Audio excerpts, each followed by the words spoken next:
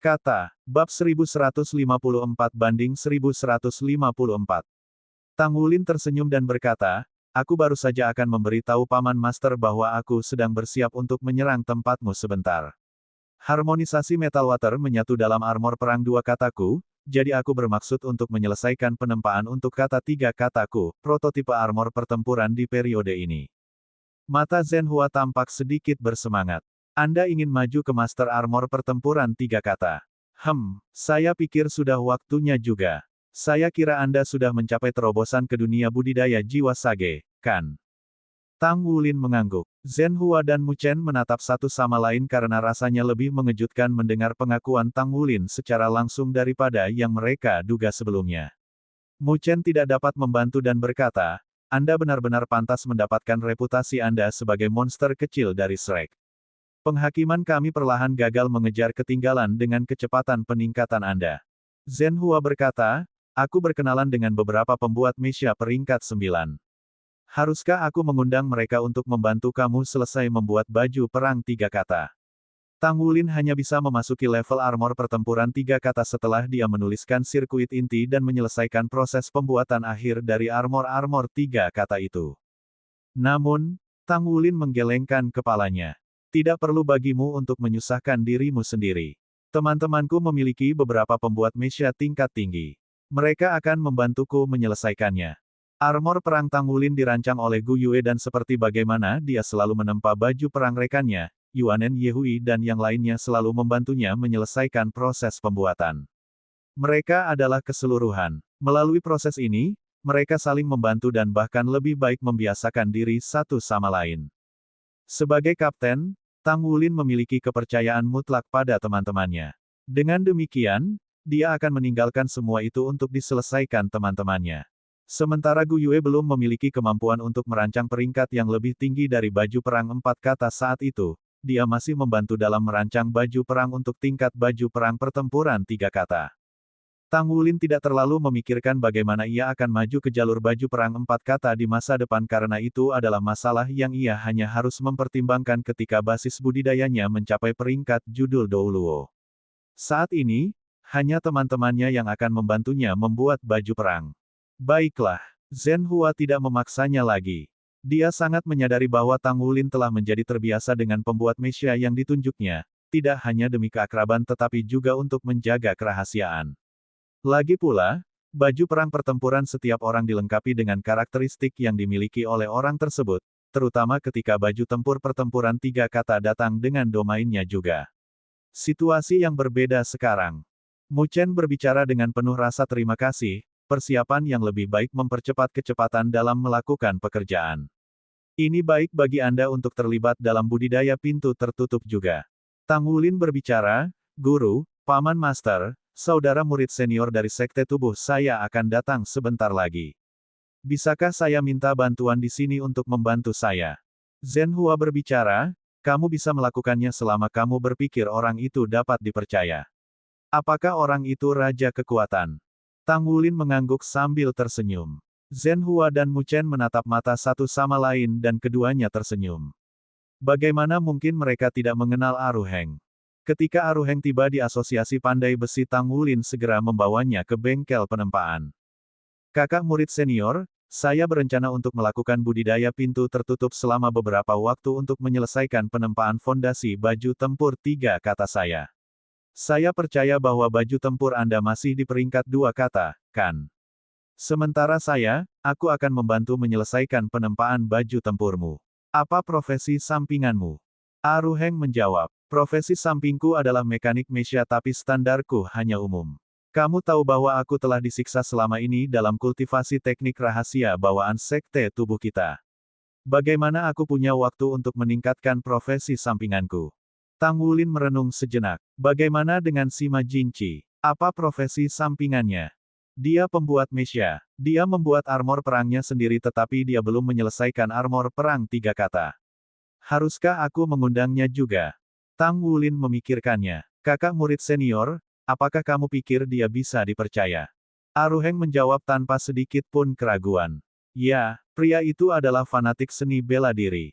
Jika bukan karena kamu menyelamatkan hidup kita, dia akan berdebat denganmu.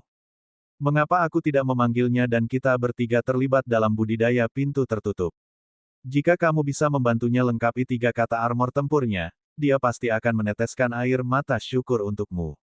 Dia bisa diangkat menjadi Master Armor Pertempuran 3 kata dengan kemampuannya. Jika kita bertiga adalah Master Armor Tempur 3 kata maka kita menang, aku tidak perlu takut pada Lord Beruang itu ketika kita bertemu lagi dengannya. Tampak jelas bahwa mereka tidak memiliki basis budidaya armor pertempuran 3 kata karena mereka telah memenuhi syarat untuk memasuki tantangan jaringan pertempuran Star-Star. Seorang Ruheng dan Sima Jinchi seharusnya maju ke Master Pertempuran kata 3 kata jauh sebelumnya. Bahkan Masan sudah menjadi Master Armor Pertempuran 3 kata. Itu bagus. Tolong undang saudara Sima juga. Kami akan melakukan budidaya pintu tertutup bersama untuk beberapa waktu. Situasi di benua itu masih belum jelas saat ini. Selain itu, Tang Wulin sangat mungkin telah mengekspos identitasnya di kota Mingdu, jadi itu adalah pilihan yang agak baik baginya untuk tidur selama periode waktu untuk mengangkat kecurigaan itu sendiri. Dragon Slaying Sabre Sima Jinchi dan teknik rahasia tubuh Aruheng semuanya terkait dengan budidaya Tang Wulin. Dia memanfaatkan kesempatan budidaya pintu tertutup ini untuk mencoba semuanya. Bintik-bintik cahaya keemasan yang tak terhitung jumlahnya menyatu dan berubah menjadi cahaya lembut sebelum akhirnya menimbun keempat sayap putih berbulu murni itu. Altar di bawah kakinya seputih batu giok namun ruang di sekitarnya seperti kekosongan yang tak ada habisnya. Dalam kekosongan gelap itu, bintik-bintik cahaya bintang bertindak sebagai sumber penerangan. Di sisi lain, sinar yang berkumpul di sayap berbulu datang dari langit yang terang bintang. Pemilik sayap berbulu itu terbakar dengan api keemasan di tubuhnya. Kepalanya penuh dengan rambut keemasan yang longgar tergantung di belakang kepalanya. Kulitnya sejelas batu giok. Tampaknya ada sinar keemasan yang beredar di bagian dalam kulitnya. Dia tampak suci, mirip dewa. Segera setelah bintik terakhir dari sinar keemasan menyatu ke dalam tubuhnya pada akhirnya, api keemasan yang membakar tubuhnya perlahan-lahan berkurang. Suara dengungan rendah dalam terdengar dari tubuhnya. Kedengarannya menyenangkan dan manis seperti nyanyian nyaring. Berkultivasi dengan hatimu di dunia manusia. Kau yang pertama di klan kami dalam 5 abad terakhir untuk menyelesaikan baptisan kedua pada usia di bawah 30. Sangat baik, sangat baik. Suara bermartabat bergema dalam kekosongan, sebelum menghilang pada akhirnya. Sebuah pilar cahaya keemasan menyilaukan tiba-tiba menyala di sekitar tubuh pria itu berdiri di atas altar. Seolah-olah pilar cahaya itu disulap dari udara tipis. Itu menjerat tubuhnya dan membasuh segala yang lainnya. Siluetnya sudah menghilang tanpa jejak di saat berikutnya. Di puncak gunung di lembah gunung yang jauh. Dia diam-diam duduk bersila. Sebuah pedang diletakkan secara horizontal di atas lututnya.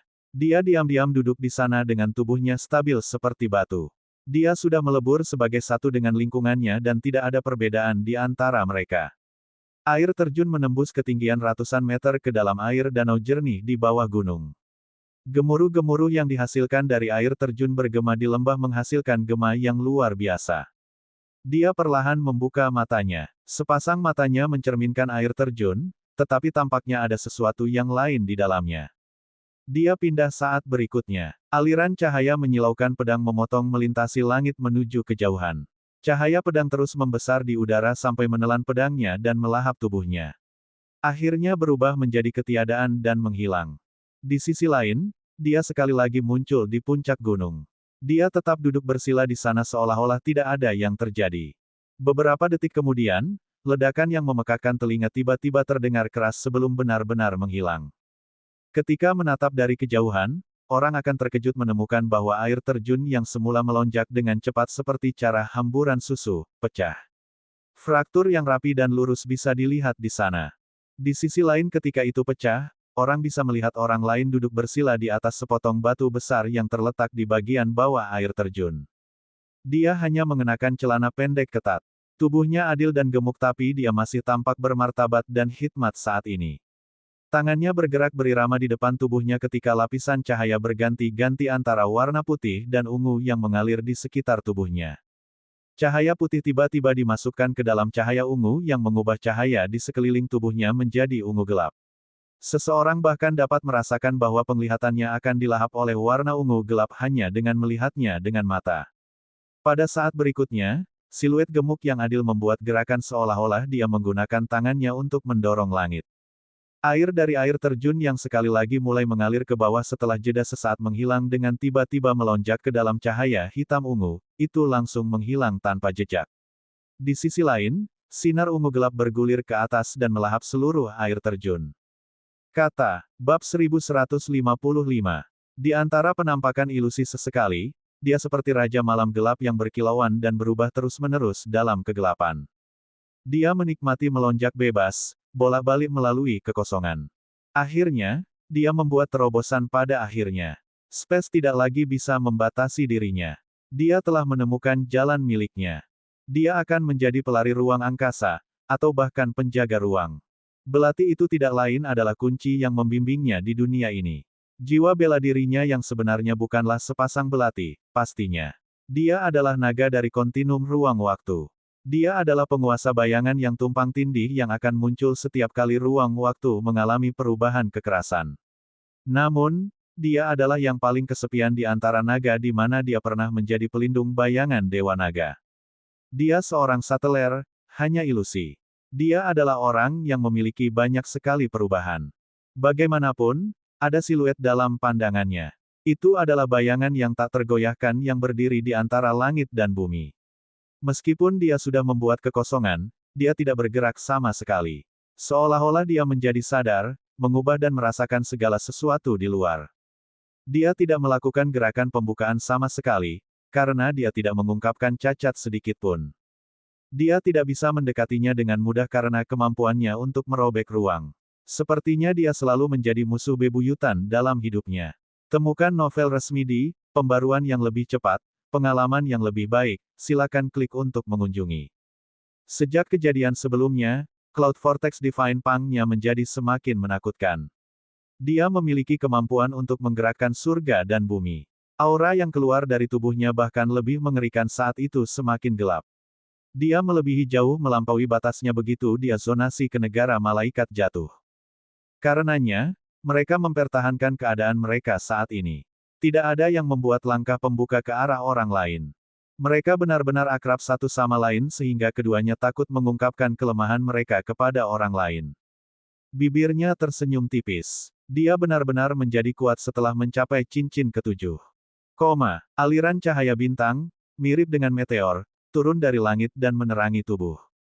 Dia berdiri di sana dengan aliran cahaya bintang yang menerangi staf bintang yang panjang dan ramping di tangannya. Dia sudah terlalu lama di sini dan telah kehilangan waktu. Dia hanya menyadari bahwa dia telah membuat terobosan ke basis budidaya 7 cincin. Rasanya seperti bintang-bintang di langit adalah bagian dari tubuhnya. Di sisi lain, tubuhnya telah menjadi anak favorit dari cahaya bintang. Dia tidak tahu dari mana asal 7 cincin jiwa di tubuhnya. Pada saat dia membuat terobosan, dia merasakan semburan kekuatan besar yang turun dari langit dengan raungan aneh yang muncul di pikirannya. Di dunia rohaninya, makhluk dengan kepala seperti singa dan tubuh yang terbentuk dari cahaya bintang yang tak terhitung jumlahnya muncul. Itu tampak seperti ilusi. Itu menghilang secara diam-diam setelah menyatu dengan tubuhnya. Dia tidak bisa memanggilnya bahkan jika dia mau. Di kedalaman pikirannya, hanya ada gagasan samar bahwa tidur nyenyak di tubuhnya. Cahaya bintang begitu bergerak. Setiap aliran cahaya bintang tunduk pada pepatahnya. Observatorium khusus disesuaikan untuknya. Cahaya bintang yang begitu indah yang terus-menerus menyublim tubuh, roh, dan jiwanya. Dia tidak sadar ketika staf bintangnya mulai berubah. Itu tidak lagi dalam bentuk padat tetapi terkondensasi dari cahaya bintang. Bisa panjang atau pendek, itu bisa ada dalam bentuk apapun atau bahkan menjadi bagian dari tubuhnya. Dia justru seorang bintang. Ini tidak ilmiah. Aruheng duduk di tanah dengan linglung. Dia terus bergumam pada dirinya sendiri, ini tidak ilmiah, ini tidak ilmiah. Lup-dup, lup-dup, lup-dup. Detak jantung yang kuat terdengar tidak jauh darinya. Aruheng menoleh ke samping dengan susah payah dan melihat Tang Wulin duduk di sampingnya. Dia memiliki ekspresi sedih ketika dia terus bergumam, ini tidak ilmiah, ini tidak ilmiah. Dia ingat dengan jelas ketika dia pertama kali mengajarkan teknik rahasia tubuh kepada Tang Wulin. Dia pernah mengatakan kepada Tang Wulin bahwa bagian tersulit dari teknik rahasia bawaan sekte tubuh adalah langkah pertama yang dikenal sebagai penempaan tubuh. Tubuh tempat terlibat merobek tubuh seseorang sepenuhnya sebelum meletakkan kembali bagian tubuh menggunakan metode terbaik. Proses ini membutuhkan ramuan yang tak terhitung jumlahnya dan kemauan yang ekstrim. Tang Wulin berkata bahwa dia akan mencobanya. Dia kemudian melanjutkan usahanya. Hari ini, 3 hari kemudian, dia memberitahu Aruheng bahwa dia telah berhasil. Sepertinya dia sudah mencapai body forging. Aruheng menolak untuk mempercayainya. Untuk meyakinkannya, Tang Wulin mulai mengolah teknik rahasia bawaan. Aruheng merasa seperti dia dibawa kembali ke saat ketika dia pertama kali keluar dari neraka pada awalnya. Dia mendengarkan detak jantung gagah berani Tang Wulin yang membuat garis keturunannya mendidih. Setelah bertahun-tahun tersiksa, dia akhirnya menempa tubuhnya dengan mengambil langkah paling penting tetapi juga paling menyakitkan di teknik rahasia bawaan. Dia telah kehilangan hitungan jumlah senior sekte tubuh yang telah meninggal selama langkah ini. Anehnya, murid adik laki-lakinya yang kecil hanya membutuhkan waktu 3 hari untuk mencapainya. Bagaimana ini mungkin? Ini sama sekali tidak ilmiah. Ini benar-benar tidak ilmiah. Tidak ada yang tidak ilmiah tentang ini. Anda harus menerima kenyataan, kata Gale Sabre Demon Sima Jinchi dengan ekspresi Schadenfreude. Sebenarnya, dia tidak merasa lebih baik daripada Aruheng. Selama ini, dia selalu berasumsi bahwa Dragon Slaying Sabre-nya adalah alat jiwa paling kuat di dunia ini sampai hari dia bertemu tombak naga emas Tang Wulin. Selama 3 hari terakhir, ia bertengkar dengan Tang Wulin pada kesempatan yang tak terhitung jumlahnya dan akhirnya memahami sifat realitas. Dalam cara berbicara, Dragon Slaying Sabre sama seperti batu asah Golden Dragon Spear. Setiap tabrakan membuat tombak naga emas bahkan lebih tajam. Meskipun Dragon Slaying Sabre juga akan mendapat manfaat dari situasi ini, mengapa dia selalu merasa ingin menyembah Tang Wulin di akhir setiap sesi perdebatan? Meski enggan mengakuinya, dia sadar betul bahwa Dragon Slaying Sabre juga mengakui kesetiaannya pada tombak naga emas. Tang Wulin benar-benar tenggelam dalam kontemplasi teknik rahasia bawaan saat ini. Dia tidak punya pilihan selain mengakui bahwa teknik rahasia bawaan tubuh sekte benar-benar merupakan metode untuk menciptakan kekuatan dengan merebut sumber-sumber langit dan bumi. Makna yang mendalam mendefinisikan proses sebagai menggunakan kekuatan besar antara langit dan bumi untuk menembus, membersihkan, dan membentuk kembali tubuh seseorang. Kombinasi dari ketiga proses itu dikenal sebagai body forging. Memalsukan tubuh seseorang bergantung pada kekuatan langit dan bumi untuk membentuk kembali tubuh emas seseorang. Orang hanya bisa membayangkan penderitaan proses ini. Tang Wulin tidak memiliki akses ke banyak surga dan harta bumi sekte tubuh, tetapi ia memiliki kekuatan garis keturunan Raja Naga Emas. Setelah menyerap esensi dari lapisan ke-11 Golden Dragon King Seal, Tang Wulin memperoleh kekuatan garis keturunan yang melampaui energi yang dihasilkan oleh surga dan harta bumi yang dikumpulkan oleh sekte tubuh selama berabad-abad. Jadi, ketika Tang Wulin mulai mengolah teknik rahasia bawaan, tindakannya sama dengan menggunakan tubuh Raja Naga Emas untuk merasakan pepatah surga dan bumi untuk menerima kekuatan surga dan bumi untuk membersihkan tubuhnya sehingga tubuhnya akan sempurna. Body forging dibagi menjadi 4 tingkatan, penetrasi tubuh, pembersihan sumsum, pembentukan ulang, dan tubuh emas. Ketika 4 level ini selesai, seseorang bisa melanjutkan ke kebangkitan jiwa bela diri ketiga sekte tubuh. Aruheng menghabiskan waktu puluhan tahun untuk berkultivasi ke tingkat tubuh emas. Dari 4 level ini, penetrasi tubuh adalah yang paling menyakitkan. Menggunakan energi asal untuk menembus tubuh seseorang sama dengan merobek tubuh seseorang sepenuhnya sebelum menyatukannya kembali. 3 level terakhir juga menyakitkan, tapi setidaknya, itu bisa bertahan tidak seperti level pertama. Tang Wulin menghabiskan 3 hari untuk menyelesaikan body forging. Dia menggunakan teknik rahasia sekte tubuh untuk memahami proses pembersihan dan menghilangkan tubuhnya. Selama proses itu, dia merasakan beberapa perubahan pada kekuatan Raja Naga Emasnya. Dia harus menanggung rasa sakit luar biasa setiap kali dia membuat terobosan dalam segel Raja Naga Emas. Rasa sakit itu justru karena tubuhnya berbeda dari Raja Naga Emas. Bagaimana mungkin manusia bisa sama dengan klan naga? Di sisi lain, dia memiliki sedikit pengertian ketika dia terlibat dalam penetrasi tubuh menggunakan kekuatan langit dan bumi. Dia merasakan samar-samar bahwa beberapa bagian dari tubuh manusianya dapat menyesuaikan diri dengan tubuh Raja Naga Emas. Bab 1156. Tang Wulin adalah murid top dari Shrek Academy. Tidak ada yang bisa melampaui Shrek dalam studi mereka tentang jiwa-jiwa bela diri selama masa kejayaan mereka.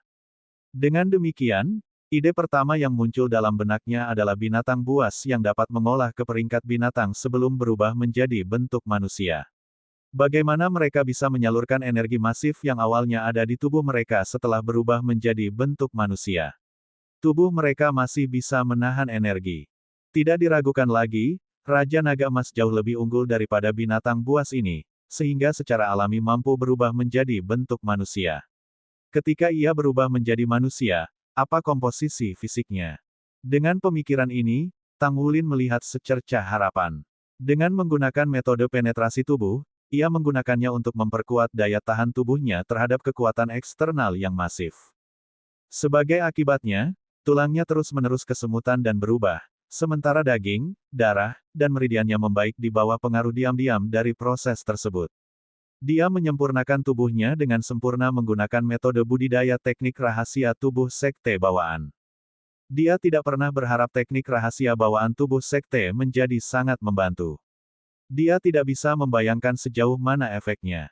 Jika lapisan pertama penetrasi tubuh benar-benar membantu menyempurnakan tubuhnya, maka itu akan memungkinkan kemampuan tubuhnya untuk naik ke tingkat lain. Dia sudah mampu meluncurkan avatar naga emas. Ketika dia berubah menjadi Raja Naga Emas, dia bisa membiasakan dirinya dengan tubuh Raja Naga Emas untuk mencari tahu bagaimana avatar Raja Naga Emas menyimpan dan memanfaatkan energinya ketika dia menggunakan teknik rahasia bawaan sekte tubuh untuk memandu kultivasinya. Tidak diragukan lagi metode yang paling cocok untuk memodifikasi tubuhnya. Setelah menemukan jalan, budidaya Tang Wulin tentang teknik rahasia bawaan bukan lagi teknik rahasia bawaan sekte tubuh. Sekarang tekniknya sendiri. Aruheng merasa tertekan karena Tang Wulin mampu melakukan penetrasi tubuh, namun ia tampaknya tidak merasa sakit sama sekali. Dia bahkan sesekali tersenyum. Dunia ini benar-benar tidak adil. Siapa dia? Bersama-sama, mereka tinggal di sana selama berhari-hari. Tang Wulin menghabiskan setiap pagi menempa. Pada sore hari, dia akan mengolah teknik rahasia bawaan tubuh sekte, dan pada malam hari berdebat dengan Aruheng dan Sima Jinci. Hidupnya diperkaya. Setiap minggu, Tang Wulin akan mengumpulkan laporan dari unit naga darah selama ekspedisi mereka ke kota Heavendou. Atas inisiatifnya sendiri, Long Yuxue telah melakukan perjalanan ke situs bekas kota Shrek. Dia membawa kembali beberapa foto yang diambil di sana bersama dengan beberapa informasi. Saat ini, kota Shrek telah berubah menjadi danau besar yang 10 kali lebih besar dari danau sebelumnya. Itu termasuk semua area kota Shrek yang asli. Itu membentang sejauh mata seseorang bisa melihat. Pemerintah menamakannya Danau Dewa Laut tetapi bukan Danau Shrek. Itu adalah upaya yang jelas untuk melemahkan pengaruh Akademi Shrek. Meskipun butuh lebih dari 1 atau 2 hari, diputuskan oleh semua kekuatan besar yang memiliki pemikiran yang sama. Selain itu, tidak ada banyak gerakan mengenai pembangunan kembali Akademi Shrek setelah dihancurkan meskipun ada pendapat dari semua pihak. Lagi pula, Shrek adalah akademi terlepas dari seberapa kuat itu di masa lalu. Para lulusan memiliki kenangan indah tentang Shrek, meskipun mereka telah bergabung dengan pasukan lain setelah lulus. Mereka perlu mempertimbangkan reaksi dari pasukan mereka meskipun loyalitas mereka kepada Shrek. Mereka tidak diizinkan untuk mengungkapkan perasaan mereka terlalu banyak, tidak peduli betapa sedihnya mereka tentang kehilangan Shrek. Tang Wulin tahu bahwa seseorang perlu memohon kepada publik jika seseorang ingin membangun kembali Shrek. Hanya dengan melakukan itu, dia bisa memanggil semua lulusan Akademi Shrek yang tersebar di seluruh benua. Namun, orang yang mengajukan banding publik tentu akan menjadi target dari semua kekuatan besar. Temukan novel resmi di Pembaruan yang lebih cepat, pengalaman yang lebih baik, silakan klik untuk mengunjungi. Dentang. Bentrokan merdu terdengar. Garis cahaya merah emas melonjak ke atas. Sinar keemasan berkilauan dan berubah menjadi naga raksasa yang berputar di langit untuk waktu yang lama. Akhirnya, itu berubah menjadi sepotong baju perang yang terbengkalai di atas meja penempaan. Warnanya merah dan tumpang tindih dengan sisik. Tampaknya sangat luar biasa. Untuk alasan yang tidak diketahui, Tang Wulin menemukan bahwa ia tertarik pada benda-benda yang tampak indah setelah peningkatan basis budidayanya dan pertumbuhan garis keturunan Raja Naga Emas. Mungkin, dia dipengaruhi oleh atribut Dragon Clan. Seluruh baju perangnya lebih menakjubkan dari sebelumnya. Setiap pola naga diukir dengan hati-hati dan presisi.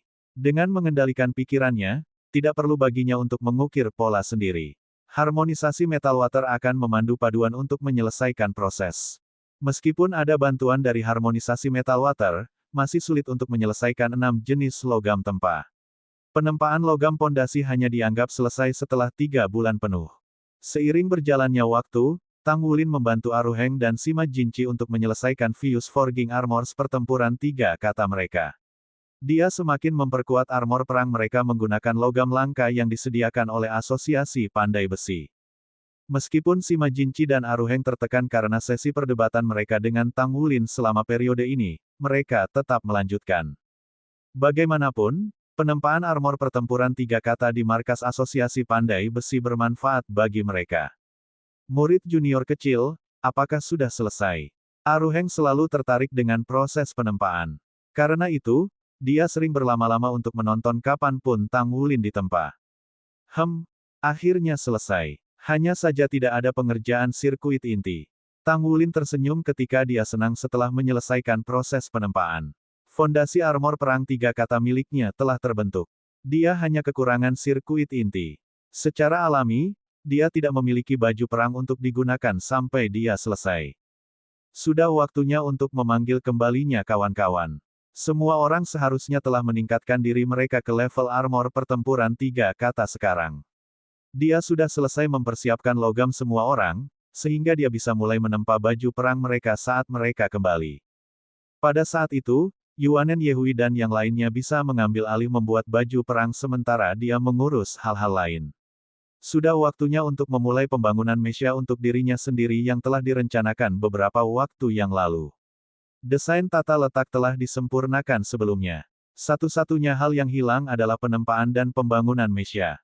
Bagaimanapun, dia bukan hanya Master Armor Tempur tetapi juga Master Mesya yang luar biasa. Ayo, mari kita bertanding. Aku tidak percaya bahwa kekuatan tubuhmu lebih baik daripada milikku sekarang karena kamu baru saja menyelesaikan penetrasi tubuh. Sima Jinchi terdengar bandel. Mereka hampir setara dengan Tang Wulin ketika mereka berpartisipasi dalam tantangan jaringan pertempuran Dou Star Federal pada awalnya. Selama beberapa bulan terakhir, tingkat peningkatan Tang Wulin benar-benar luar biasa. Baik Aruheng dan Sima Jinchi tidak memiliki kesempatan ketika mereka bertanding 1 lawan 1 dengan Tang Wulin. Bagaimana mungkin mereka tidak merasa tertekan karena ini? Meskipun demikian, sesi sparring di antara mereka bertiga cukup berguna dalam meningkatkan pengalaman tempur dan kesadaran mereka. Aruheng telah mencapai terobosan ke peringkat judul Douluo berdering 9. Kemampuannya telah meningkat secara drastis.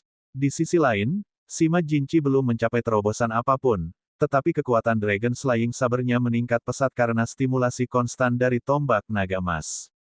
Itu jelas bahwa keterampilan fusi jiwa bela diri Tang Wulin telah meningkat juga. Sima Jinchi menderita dalam diam dan harus mengakuinya tidak peduli seberapa enggannya dia. Markas Asosiasi Pandai Besi memiliki gimnasium bawah tanah besar yang digunakan untuk menguji semua jenis senjata termasuk baju perang. Zhenhua telah memberikan akses tingkat tertinggi ke gimnasium untuk Tang Wulin. Peralatan pertahanan di sini jauh lebih kuat daripada yang ada di Stardow Battle Network. Itu cukup untuk menahan tabrakan dari pembangkit tenaga listrik judul Douluo peringkat. Namun, itu terbatas pada Master Armor pertempuran 3 kata.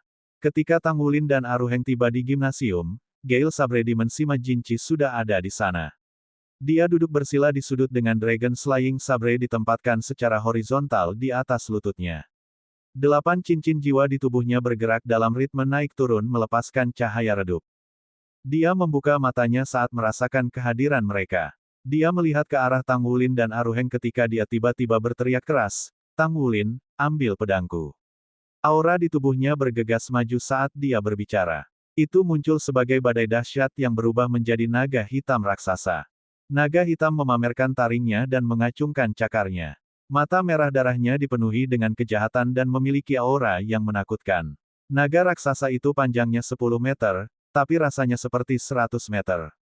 Fluktuasi elemen gelap yang tebal memenuhi seluruh gimnasium yang membuat pencahayaan redup di dalamnya. Sementara itu, naga pembunuh sabar di lutut Sima Jinchi tiba-tiba bersenandung. Itu melonjak tegak. Tidak ada yang tahu cincin jiwa mana yang berkilauan pada pedang. Naga hitam raksasa tiba-tiba mengeluarkan tangisan sedih saat menyatu dengan naga pembantai saber yang mirip dengan dua sungai yang bergabung dan berlari ke laut. The Dragon Slaying Sabre sebesar sebelumnya. Ujung sabernya yang hitam pekat seperti kabut berkilauan dalam sepersekian detik karena tampaknya memisahkan surga dari bumi. Kesadaran pedang itu memadat ke Sabre Soul dan menjadi hidup. Itu memotong langit dengan ujung tombaknya yang panjangnya 100 meter saat menebas langsung ke Tang Wulin. Raja kekuatan Aruheng sudah melompat jauh dalam sekejap. Dia telah kehilangan hitungan berapa kali adegan seperti itu diulangi hari ini. Bab 1157. Setelah bertanding melawan tombak naga emas Tang Wulin, naga Slaying Sabre milik Sima Jinci maju dengan cepat. Itu maju begitu cepat dan masih membaik hampir setiap hari tetapi dia juga bisa merasakan hubungan antara Dragon Slaying Sabre dan Golden Dragon Spear Tang Wulin yang semakin dekat juga. Dragon Slaying Saber disertai dengan ujung pedang menakutkan yang membawa kekuatan naga, tetapi Tang Wulin tenang dan tak kenal takut ketika berhadapan dengan itu. Matanya tiba-tiba bersinar terang ketika mulutnya terbuka dan dia berteriak keras-keras. Mengaum, kepala naga emas raksasa muncul dengan gagah. Rasanya seperti tubuhnya sudah berubah menjadi naga emas. Kekuatan lonjakan yang dihasilkan oleh perpaduan antara Golden Dragon Roar dan Dragon Might langsung memperpendek setengah sabre tip setengah. Aliran cahaya keemasan muncul dari udara tipis mengikutinya. Itu terbang ke arah luar dengan kecepatan kilat seperti naga jelajah yang anggun. Ribuan cahaya keemasan menyatu sebagai satu dalam sepersekian detik. Ujung pedang hitam pitch itu menarik ke dalam dan dengan berani bertabrakan dengan kepala tombak emas. Ding! Suara renyah terdengar. Deru naga yang memekakkan telinga bergema saat badai energi yang kuat meledak dari gimnasium. Tang Wulin sudah mampu memanfaatkan Fingers 1000 tuduhan dengan sempurna. Saat itu setelah jaringan pertempuran Stardow berakhir, Tang Wulin telah memahami kesadaran Spear Soul. Setelah bertarung melawan banyak pembangkit tenaga listrik selama pertempuran melawan pesawat abisal dan dengan berkat kekuatan planar benua Douluo, Tang Wulin telah memiliki Spear Soul dan baru saat itulah ia menciptakan dua keterampilan surgawi yang hebat, King's Path dan Final Stack. Teknik tombaknya sudah tercapai dan Spear Soul-nya terbentuk setelah perdebatan dengan Aruheng dan Sima Jinci selama beberapa bulan terakhir. Tousan Accusing Fingers dimanfaatkan dengan mudah. Meskipun auranya belum mencapai kondisi mengerikan yang dapat mematahkan kehampaan seperti bagaimana Old Tang mengajarinya di masa lalu, dia pasti belajar sendiri untuk benar-benar memahami prosesnya. Sinar keemasan menembus ke ujung pedang hitam. Dragon Slaying Saber meledak dengan suara dengungan yang terus-menerus. Naga raksasa hitam yang menyatu ke dalam pedang sebelumnya akan melepaskan diri dari Dragon Slaying Sabre sebagai hasil dari getaran yang dihasilkan oleh Tousan Accusing Fingers Spear Soul. Sementara itu, mata merah darah naga hitam itu tiba-tiba berubah keemasan dan aura naga pembantai saber berubah drastis. Senjata surgawi yang awalnya dipenuhi dengan aura berdarah dan energi jahat tiba-tiba menjadi tenang. Energi jahat utama menghilang dalam sekejap dan sebagai gantinya adalah bentuk prestise yang tak terlukiskan dan tak tertandingi. Tubuh Tang Wulin dan Sima Jinci bergetar bersamaan. Tombak naga emas Tang Wulin mengeluarkan dengungan keras dan jelas yang dipenuhi dengan kegembiraan. Itu telah berubah menjadi naga emas saat ia menggerakkan tubuhnya di sekitar Dragon Slaying Sabre dan berhenti di langit. Di sisi lain, semua cahaya di permukaan Dragon Slaying Sabre tiba-tiba menyebar dan berubah menjadi aliran cahaya emas yang menusuk yang melonjak ke atas. Bilah pedang diperbesar lagi dan menyulap adegan aneh tepat di tengah-tengah Tang Wulin dan Sima Jinci. Itu adalah naga raksasa yang memancarkan sinar 9 warna dari seluruh tubuhnya. Auranya membuat Sima Jinci dan Tang Wulin merasa mati lemas. Rasanya seperti itu bisa menekan dunia. Sima Jinci hampir menyembah dengan setia di lantai sementara Tang Wulin tetap berdiri di sana. Selain sombong yang luar biasa, dia juga merasakan perasaan intim yang sulit untuk dijelaskan. Gunakan tandukmu sebagai bilah keadilan. Bunuh semua naga jahat dan musnahkan yang tidak adil. Pedang naga klan telah bangkit hari ini. Dengan langit dan bumi sebagai penghormatan. Dengan permulaan surga dan asal-usul bumi. Naga raksasa 9 warna itu tiba-tiba menyusut dan berubah menjadi seseorang yang mengenakan jubah 9 warna dengan penampilan yang tidak jelas. Pedang raksasa emas mendarat di telapak tangannya saat dia tiba-tiba memotong ke arah langit. Aliran cahaya keemasan melonjak ke atas. Langit langsung terpecah menjadi dua bagian. Babak pertama memiliki matahari, bulan, dan bintang-bintang sementara yang lain gelap dan kusam. Raungan naga yang tak terhitung jumlahnya bergema di langit dan bumi seolah-olah ada ribuan naga yang menyembah dengan hormat. Gunakan tandukmu sebagai bilah keadilan dan jadilah asal mula hukum. Ribuan naga tunduk pada penguasa keadilan. Petik 1.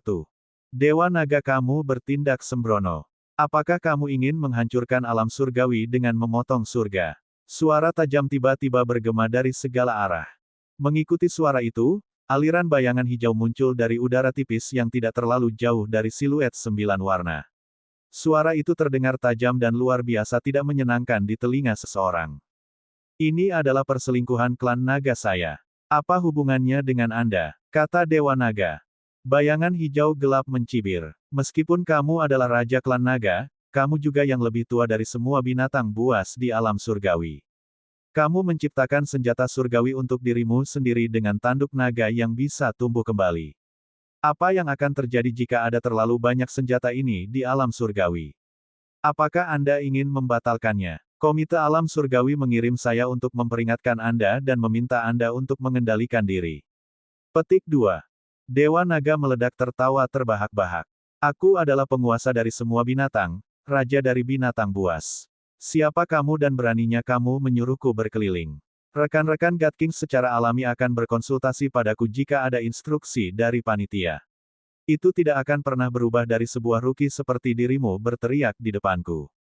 Jika kamu tidak pergi, aku akan menggunakan darahmu sebagai pengorbanan untuk pedangku. Petik 2. Itu berani. Dewa Naga, jangan pernah kau sesali itu.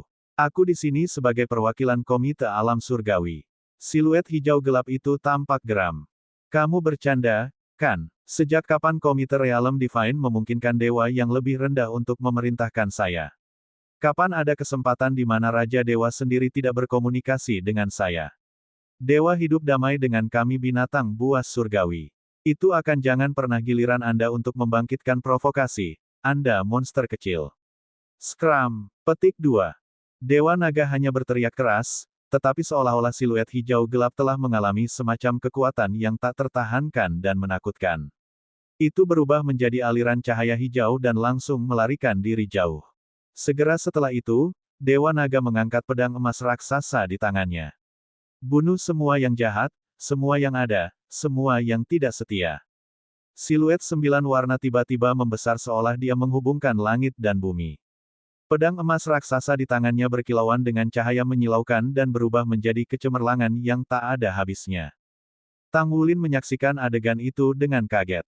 Tidak ada keraguan bahwa ini tentu merupakan proyeksi sisa dari misteri klan naga dan juga menggambarkan pembentukan Dragon Slaying Sabre.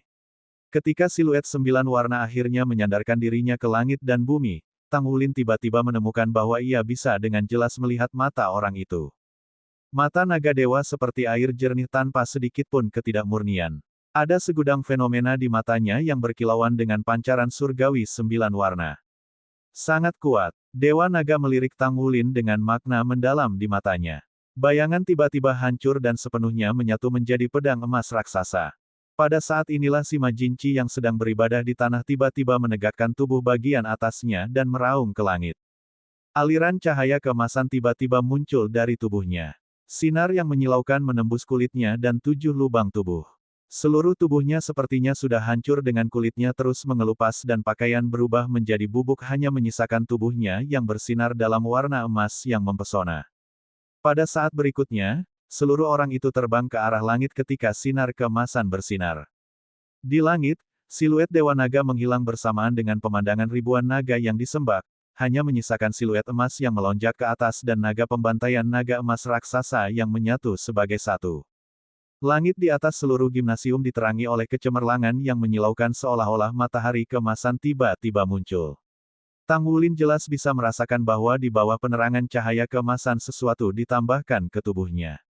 Golden Dragon Spear terus bersenandung dalam getaran seolah-olah itu meratap dengan sedih, tetapi juga bersorak kegirangan. Emosi rumitnya juga memengaruhi suasana hati Tang Wulin. Dia tiba-tiba menyadari di dalam hatinya. Perang besar antara para dewa alam surgawi dan binatang buas yang dipimpin oleh Dewa Naga saat itu tidak sesederhana yang dibayangkan Tang Wulin. Sangat mungkin bahwa sesuatu telah terjadi di belakang pengetahuan masyarakat awam. Kalau tidak, mengapa binatang buas akan pergi melawan seluruh alam surgawi? Hanya menjadi benar-benar punah pada akhirnya. Temukan novel resmi di pembaruan yang lebih cepat, pengalaman yang lebih baik, silakan klik untuk mengunjungi. Berapa banyak kebenaran tersembunyi di sana? Aruheng sudah terpana menyaksikan adegan itu. Dia melihat pemandangan yang berbeda karena dia belum menyaksikan penampilan Dewa Naga. Dia melihat sinar menyilaukan yang meledak setelah tabrakan antara Tang Wulin dan Sima Jinci diikuti oleh Dragon Slaying Sabre yang membesar di langit. Kemudian tubuh Sima Jinci melonjak keluar dari sinar keemasan saat ia berubah menjadi orang emas yang muncul ke langit sebelum bergabung sebagai satu dengan pedang. Tidak ada keraguan bahwa ini adalah tanda terobosan. Dia belum pernah mendengar sebelumnya bahwa situasi seperti itu akan muncul ketika seorang guru jiwa membuat terobosan. Rasanya Sima Jinci menawarkan dirinya sebagai pengorbanan untuk memenuhi Dragon Slaying Sabre. Bab 1158-1158. Tang Wulin juga merasa ada sesuatu yang berubah. Koneksi antara Dragon Slaying Sabre dan dirinya sendiri jelas jauh lebih kuat dari sebelumnya. Dia tidak tahu mengapa dia merasa begitu. Pada saat ini, Dragon Slaying Sabre tampaknya telah menjadi bagian dari dirinya. Cahaya keemasan telah bertahan di udara selama 10 menit penuh. Tanda naga di permukaan naga pembantai sabre besar mulai menghilang. Itu membentuk seberkas cahaya keemasan yang turun dan tertanam ke tanah. Cahaya keemasan redup dan Dragon Slaying Sabre mulai mendistorsi. Itu berubah kembali menjadi sosok manusia. Ketika Tang Wulin dan Aruheng melihat sosok ini, murid-murid mereka tidak dapat membantu untuk berkontraksi. Apakah ini masih Sima Jinci? Dia besar, tinggi, dan kuat. Dia bisa saja lulus sebagai inti dari surga dan bumi ketika dia berdiri di sana. Dia tampak selusin tahun lebih muda dibandingkan dengan Sima Jinci tua. Penampilan luarnya menunjukkan bahwa dia berusia 30-an. Kulit tembaga coklatnya berkedip-kedip dengan cahaya keemasan redup. Surai emas panjangnya jatuh longgar di sisi kepalanya. Penampilannya mirip dengan anak yang terburu yang baru saja tiba di sekolah. Pupil matanya vertikal dan tidak ada yang memperhatikan ketika perubahan ini terjadi. Otot-otot di tubuhnya menjerit kekuatan dan keindahan. Auranya sekarang terkandung dan tidak tajam seperti pedang seperti sebelumnya. 9 cincin jiwa bangkit dari bawah kakinya dan berputar di sekitar tubuhnya. Di antara mereka, cincin jiwa ke-9 adalah yang paling mencolok. Itu adalah cincin jiwa emas yang tampak mengesankan. 8 cincin jiwa yang lain memucat dibandingkan sebelumnya. Mereka tampaknya ada di sana untuk melayani sebagai kontras. Sima, aku bilang kamu sudah tampan. Apa ini? Kamu bisa melakukan terobosan dengan cara ini juga. Aruheng tidak bisa menahan diri dan berkata dengan iri. Sima Jinci tidak menjawabnya. Dia hanya mengangkat kepalanya untuk melihat ke arah Tang Wulin. Cahaya rumit berkedip di matanya. Setelah beberapa detik, dia berjalan ke Tang Wulin dan berlutut ketika dia dengan hormat berkata, "Yang mulia." Tang Wulin kaget. Dia buru-buru melompat ke samping. "Kakak Sima, apa yang kamu lakukan?" Dia tahu betapa bangganya seseorang Sima Jinci. Tang Wulin terkejut ketika Sima Jinci memanggilnya seperti itu. "Apa yang terjadi?" Sima Jinci berkata dengan hormat. "Yang mulia, tidak perlu untuk menghindar.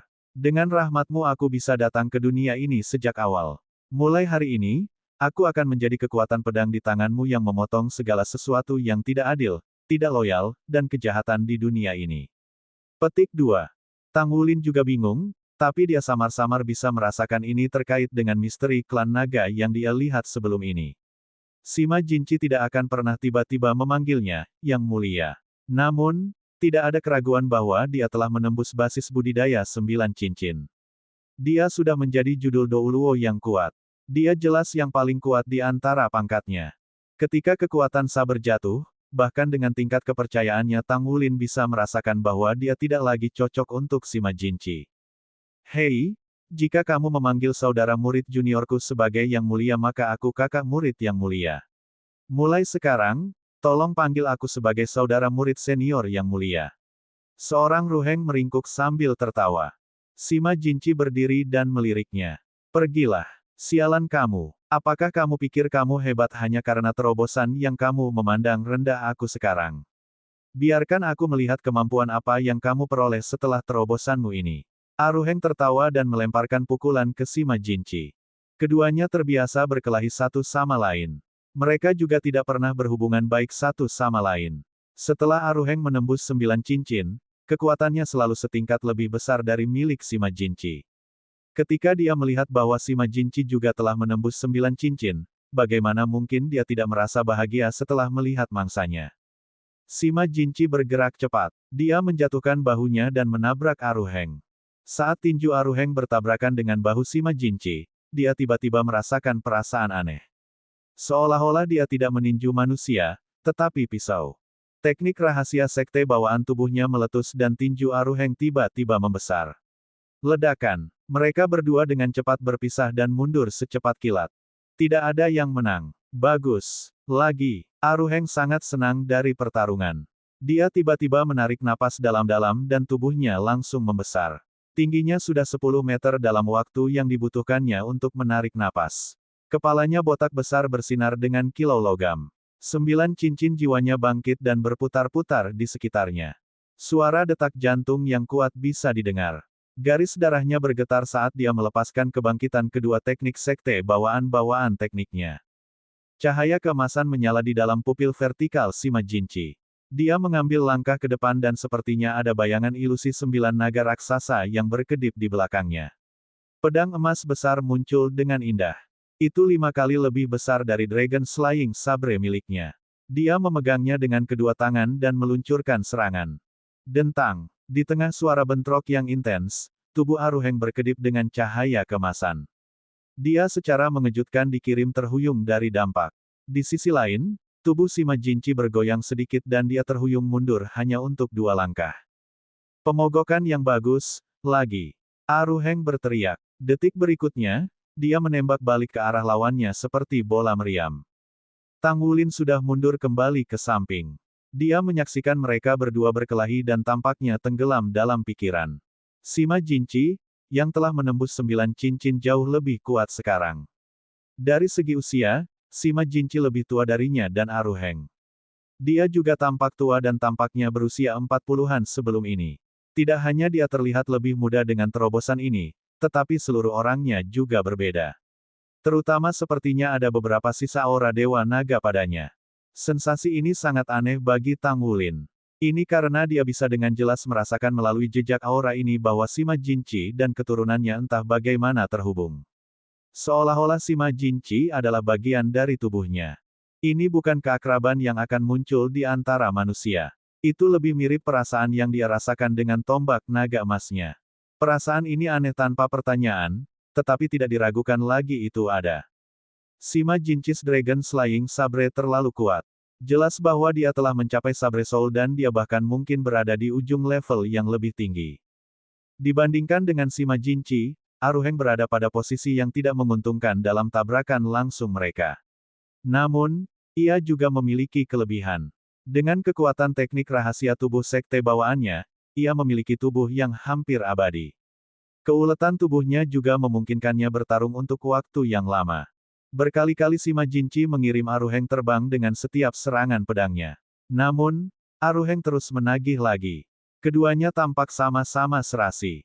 Tentu saja, tak satu pun dari mereka yang melepaskan keterampilan jiwa mereka sendiri. Tang Wulin lebih ingin tahu tentang cincin jiwa ke-9 Sima Jinchi. Efek apa yang dimiliki cincin jiwa emas itu? Tang Wulin pernah mendengar cincin jiwa emas sebelumnya.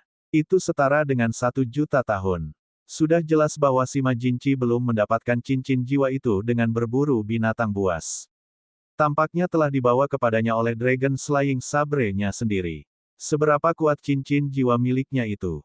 Jika itu benar-benar berada pada tingkat juta tahun, maka Aruheng tidak akan bisa memblokirnya selama Sima Jinchi mengaktifkan keterampilan jiwanya. Temukan novel resmi di Pembaruan yang lebih cepat, pengalaman yang lebih baik, silakan klik untuk mengunjungi. Tang Wulin juga ingin melihat efek seperti apa yang dimiliki cincin jiwa emas ini. Namun, mereka berdua bertukar pukulan dengan pedang dan tinju selama setengah hari, namun Sima Jinchi tidak menunjukkan tanda-tanda memanfaatkan keterampilan jiwanya. Dia khususnya tidak menggunakan keterampilan jiwa terakhirnya. Mari kita berhenti di sini. Kamu benar-benar telah tumbuh lebih kuat. Tidak buruk. Akhirnya aku memiliki lawan untuk pertarungan masa depan saya. Haha, saudara murid junior, saya tidak berpikir itu mudah bagi Anda untuk mengalahkan kami sekarang, kan? Seorang Ruheng melompat keluar dari lingkaran dan berteriak untuk melampiaskan kepuasannya. Lawan yang layak sulit didapat. Peningkatan Sima Jinchi di basis kultivasinya juga merupakan peristiwa yang menyenangkan baginya. Sima Jinchi juga menarik Dragon Slaying Saber miliknya. Emosinya tampak agak turun. Sepertinya dia sedang memikirkan sesuatu. Dia bahkan agak linglung. Kakak Sima, saya ingin berbicara dengan Anda secara pribadi, kata Tang Wulin kepada Sima Jinchi. Aruheng jelas tidak menyaksikan adegan di mana Dewa Naga muncul. Kalau tidak mungkin baginya untuk tidak menanyakan hal itu dengan kepribadiannya. Karena adegan itu hanya disaksikan oleh Sima Jinchi dan dirinya sendiri, mereka harus mendiskusikannya. Selama fusi dengan Dragon Slaying Sabre di saat-saat terakhir, Sima Jinchi jelas merasakan sesuatu. Itu sebabnya dia menunjukkan perubahan sikap sesudahnya. Tang Wulin ingin tahu tentang apa yang dia rasakan. Baik, Sima Jinchi setuju. Ada apa dengan kalian berdua? Saudara murid junior, jangan katakan padaku bahwa kamu mengayunkan cara lain setelah dia menjadi setampan ini. Hahaha, kata Aruheng. Sima Jinchi dengan marah memelototinya. Tutup mulutmu yang kotor. Tidak ada yang akan berpikir bahwa kamu bisu jika tutup mulut. Seorang Ruheng tertawa dan berkata, baiklah, baiklah. Saya juga dapat melihat bahwa Anda mengalami depresi. Kalian dapat berbicara. Saya akan pergi. Dia tampak kasar di tepinya, tetapi dia juga tanggap dengan caranya sendiri. Dia tidak banyak bertanya saat dia pergi. Hanya Tang Wulin dan Sima Jinchi yang tersisa di gimnasium. Kakak Sima, kamu juga melihat Dewa Naga tadi, kan? Kenapa kamu memanggilku sebagai Yang Mulia? Tang Wulin bertanya. Tatapan Sima Jinchi jelas rumit. Dia memandang Tang Wulin sebelum menatap dirinya sendiri dan menghela nafas. Bab 1157 I am the Dragon Slaying Sabre. Itu karena kamu adalah rajaku. Dia tidak bisa menahan senyum pahit ketika dia mengatakan ini. Tang Wulin sedikit terpana. Aku tidak mengerti. Sima Jinchi tersenyum masam. Aku juga tidak mengerti. Selama ini, aku berpikir bahwa aku kaya secara alami. Karena itu aku memiliki jiwa bela diri yang sekuat naga pembunuh sabar dan mampu berdiri dengan kedua kakiku sendiri di dalam jiwa penguasa. Alam, aku punya rahasia di dalam diriku. Sebenarnya, aku tidak pernah berselaras dengan jiwa roh sebelum ini. Setiap cincin jiwa yang aku miliki muncul padaku dengan sendirinya setiap kali aku mencapai terobosan. Itulah sebabnya aku berpikir bahwa aku sangat berbakat secara alami.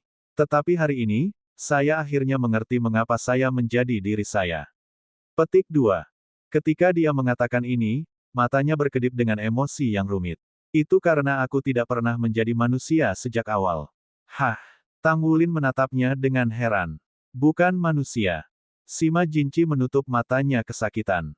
Peningkatan dalam basis kultivasinya seharusnya menjadi kesempatan penting baginya. Lagi pula, dia sudah mandek di 8 dering terlalu lama.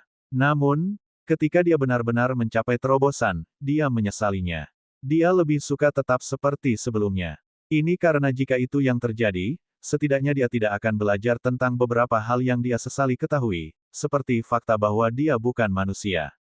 Namun, sudah terlambat sekarang. Dia sudah mencapai terobosan. Setelah dia menerobos, dia secara alami mengetahui tentang segala hal. Sebenarnya, jika dia tidak menabrak Tang Wulin, dia mungkin tidak akan mampu mencapai terobosan lain selama sisa hidupnya. Dia tidak akan pernah mencapai peringkat judul Douluo berdering 9. Terobosan yang ia capai hari ini lebih merupakan kombinasi antara nasib dan keberuntungan. Nasib baik ini dibawa kepadanya oleh Tang Wulin.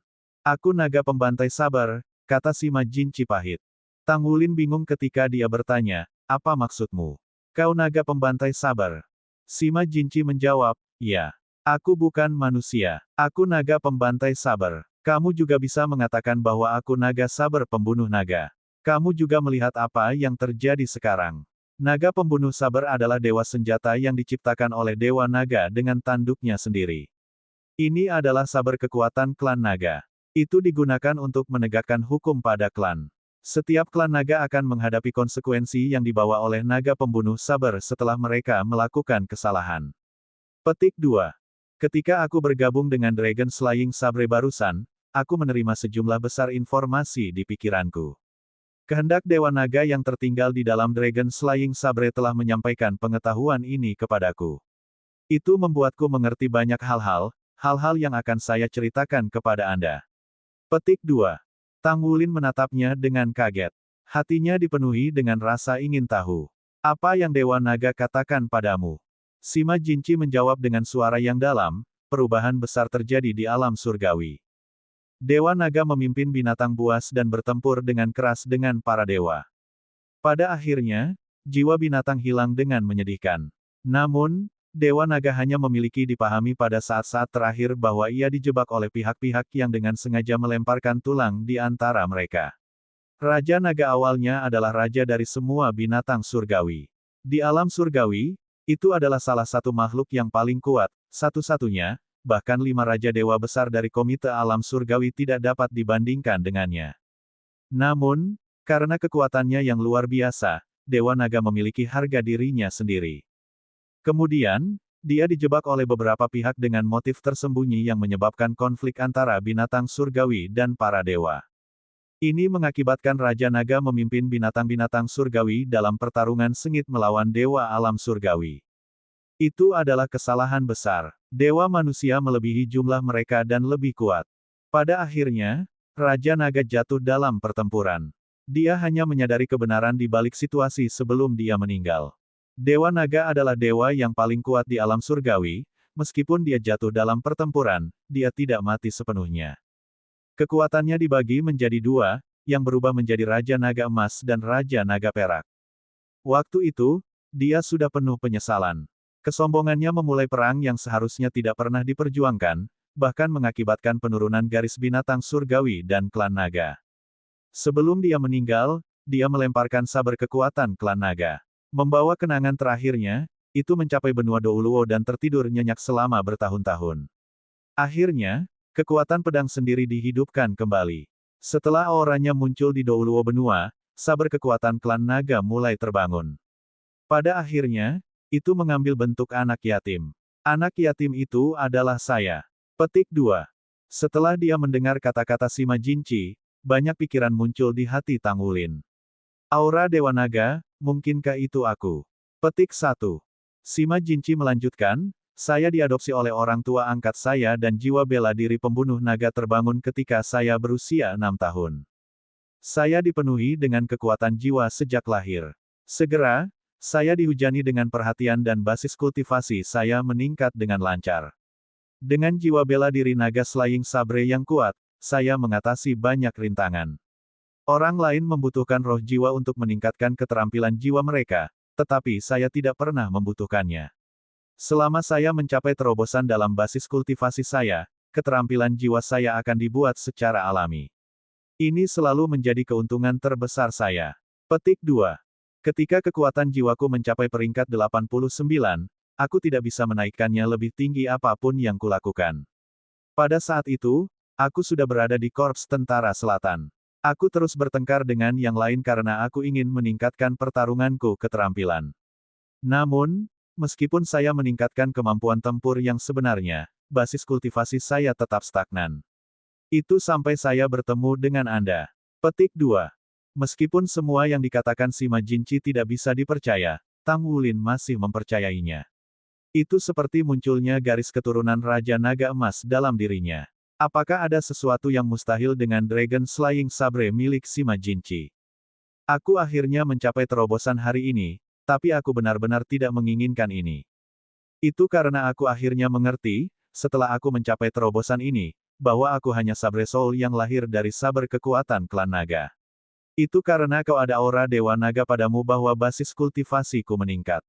Aku tahu semua ini ketika aku menerobos ke peringkat judul Douluo.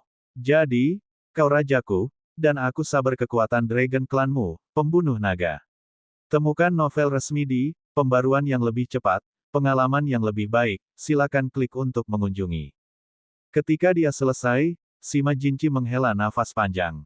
Hatinya tidak bisa membantu tetapi jatuh. Dia terbentuk dari tanduk naga. Dia seperti tombak naga emas Tang Wulin. Seperti tulang rusuk Raja Naga Emas, dia juga merupakan senjata surgawi. Ia memperoleh kecerdasan dan berubah menjadi manusia. Secara alami, dia sudah terbiasa dengan identitas manusianya, dan dia berharap bahwa dia adalah manusia sejati. Namun, sepertinya semua itu tidak mungkin sekarang. Dia bukan lagi manusia. Dia hanya seorang Saber Soul dan Saber Soul dengan seorang Master, pada saat itu. Kakak Sima, aku tidak tahu bagaimana aku harus menasihatimu sekarang, tapi aku harus memberitahumu ini. Aku punya banyak pertanyaan tentang diriku sendiri. Karena kamu sudah bersih denganku, aku tidak punya apapun untuk disembunyikan darimu. Tang Wulin memandang Sima Jinci dengan mata tulus. Di bawah bimbingan iblis lama dari Pulau Iblis, dia tahu betul bagaimana dia harus berurusan dengan hubungannya dengan berbagai jenis orang. Sima Jinci baru saja mencapai terobosan di basis kultivasinya. Namun, ketika dia mengetahui bahwa dia bukan manusia melainkan naga pembantai sabar, dia merasa seolah semua harapannya telah hancur berkeping-keping. Jika perasaannya ini bertahan, ia kemungkinan besar akan jatuh ke dalam depresi. Tang Wulin merasa seolah-olah mereka berdua terganggu oleh masalah yang sama. Sama seperti nasib Sima Jinci yang selalu dikendalikan oleh Dragon Slaying Sabre, dia juga sangat dikendalikan oleh garis keturunan Raja Naga Emasnya sendiri. Jika dia tidak memiliki garis keturunan Raja Naga Emas, dia tidak akan menjadi siapa dia hari ini, juga tidak akan memiliki kekuatan yang dia miliki sekarang. Namun, Raja Naga Emas juga memberinya banyak tanggung jawab dan mengeksposnya ke banyak bahaya. Sima Jinci memandang Tang Wulin dengan bingung. Dia juga ingin tahu tentang Tang Wulin. Mungkinkah orang ini benar-benar reinkarnasi dari Dewa Naga? Tang Wulin bisa tahu apa yang dia pikirkan. Dia menggelengkan kepalanya dengan ringan ke arahnya dan berkata, "Pertama, aku bukan Dewa Naga yang berinkarnasi, dan aku bukan Dewa Naga. Aku pikir Dewa Naga itu benar-benar mati. Aku bahkan sudah melihat tulang belulangnya." Ketika dia mengatakan ini, Tang Wulin tidak bisa menahan diri untuk mengingat kembali semua yang dia lihat di Lembah Naga. Pada akhirnya, meskipun tulang-tulang Dewa Naga telah menghilang, dia yakin bahwa kuburan naga klan kemungkinan besar adalah tempat Dewa Naga menghirup napas terakhirnya. Petik 2. Aku hanya manusia biasa. Tapi, tidak seperti kamu, aku punya orang tua. Aku bukan anak yatim. Ketika aku masih kecil, aku sangat biasa. Ketika jiwa bela diri saya terbangun pada usia 6, itu adalah yang baik untuk apa-apa Blue Silvergrass. Saat itu, aku benar-benar berpikir bahwa aku tidak akan pernah bisa menjadi Master Jiwa atau Master Mesha yang kuat yang aku impikan. Satu-satunya yang beruntung adalah, dengan kebangkitan jiwa bela diri, kekuatan jiwaku muncul. Petik 2. Saat itu, bahkan orang tua saya berpikir bahwa tidak mungkin bagi saya untuk menjadi seorang guru jiwa. Tetapi saya keras kepala dan saya memutuskan untuk mencobanya. Saya mulai belajar bagaimana menempa ketika saya berusia 6 tahun. Itu pengalaman yang cukup pahit, satu-satunya alasan saya mempelajari penempaan adalah agar saya bisa mendapatkan uang dan membeli roh jiwa termurah untuk diri saya sendiri ketika basis pembinaan kekuatan jiwa saya mencapai peringkat ke-10. Ketika Tang Wulin mengatakan hal-hal ini, ekspresi Sima Jinci juga berubah. Apa yang dia lihat hanyalah Raja Naga Emas yang kuat, Raja Naga Emas yang memenangkan setiap pertandingan di tantangan jaringan pertempuran Star-Star Federal. Namun, dia tidak pernah berharap bahwa Tang Wulin memiliki masa lalu yang sedemikian. Dibandingkan dengan miliknya, tampaknya jalur kultivasi Tang Wulin jauh lebih sulit. Bisakah kamu bayangkan, ketika aku mencurahkan seluruh energi dan hatiku untuk bekerja keras dan akhirnya mendapatkan cukup uang, aku membeli jiwa roh yang cacat. Bab 1160. Meskipun bertahun-tahun telah berlalu sejak itu, ketika Tang Wulin mengingat kembali adegan itu, dia tidak bisa menahan perasaan pahit di hatinya. 3 tahun, selama 3 tahun penuh, aku telah bekerja keras pada penempaanku. Kapalan di tanganku semakin tebal dan semakin tebal. Lepuh terbentuk dan diratakan. Akhirnya, aku punya cukup uang. Namun, yang didapatnya adalah roh yang cacat. Jiwa, aku menangis sedih hari itu. Tidak ada yang bisa menghiburku. Aku berpikir waktu itu, mengapa surga begitu tidak adil bagiku? Mengapa situasi terburuk selalu terjadi padaku? Petik 2. Aku menangis karena rasa sakit. Pada akhirnya, aku memilih untuk bergabung dengan itu. Bahkan jika itu adalah roh-roh yang cacat, aku tidak akan menyerah. Aku ingin menjadi seorang guru jiwa dan bekerja keras untuk menjadi seorang ahli. Bahkan jika saya gagal pada akhirnya, saya tidak akan menyesal. Petik 2. Lalu, aku menyatu dengan roh-roh pertamaku. Itu lemah, dan keterampilan jiwa yang diberikannya juga lemah.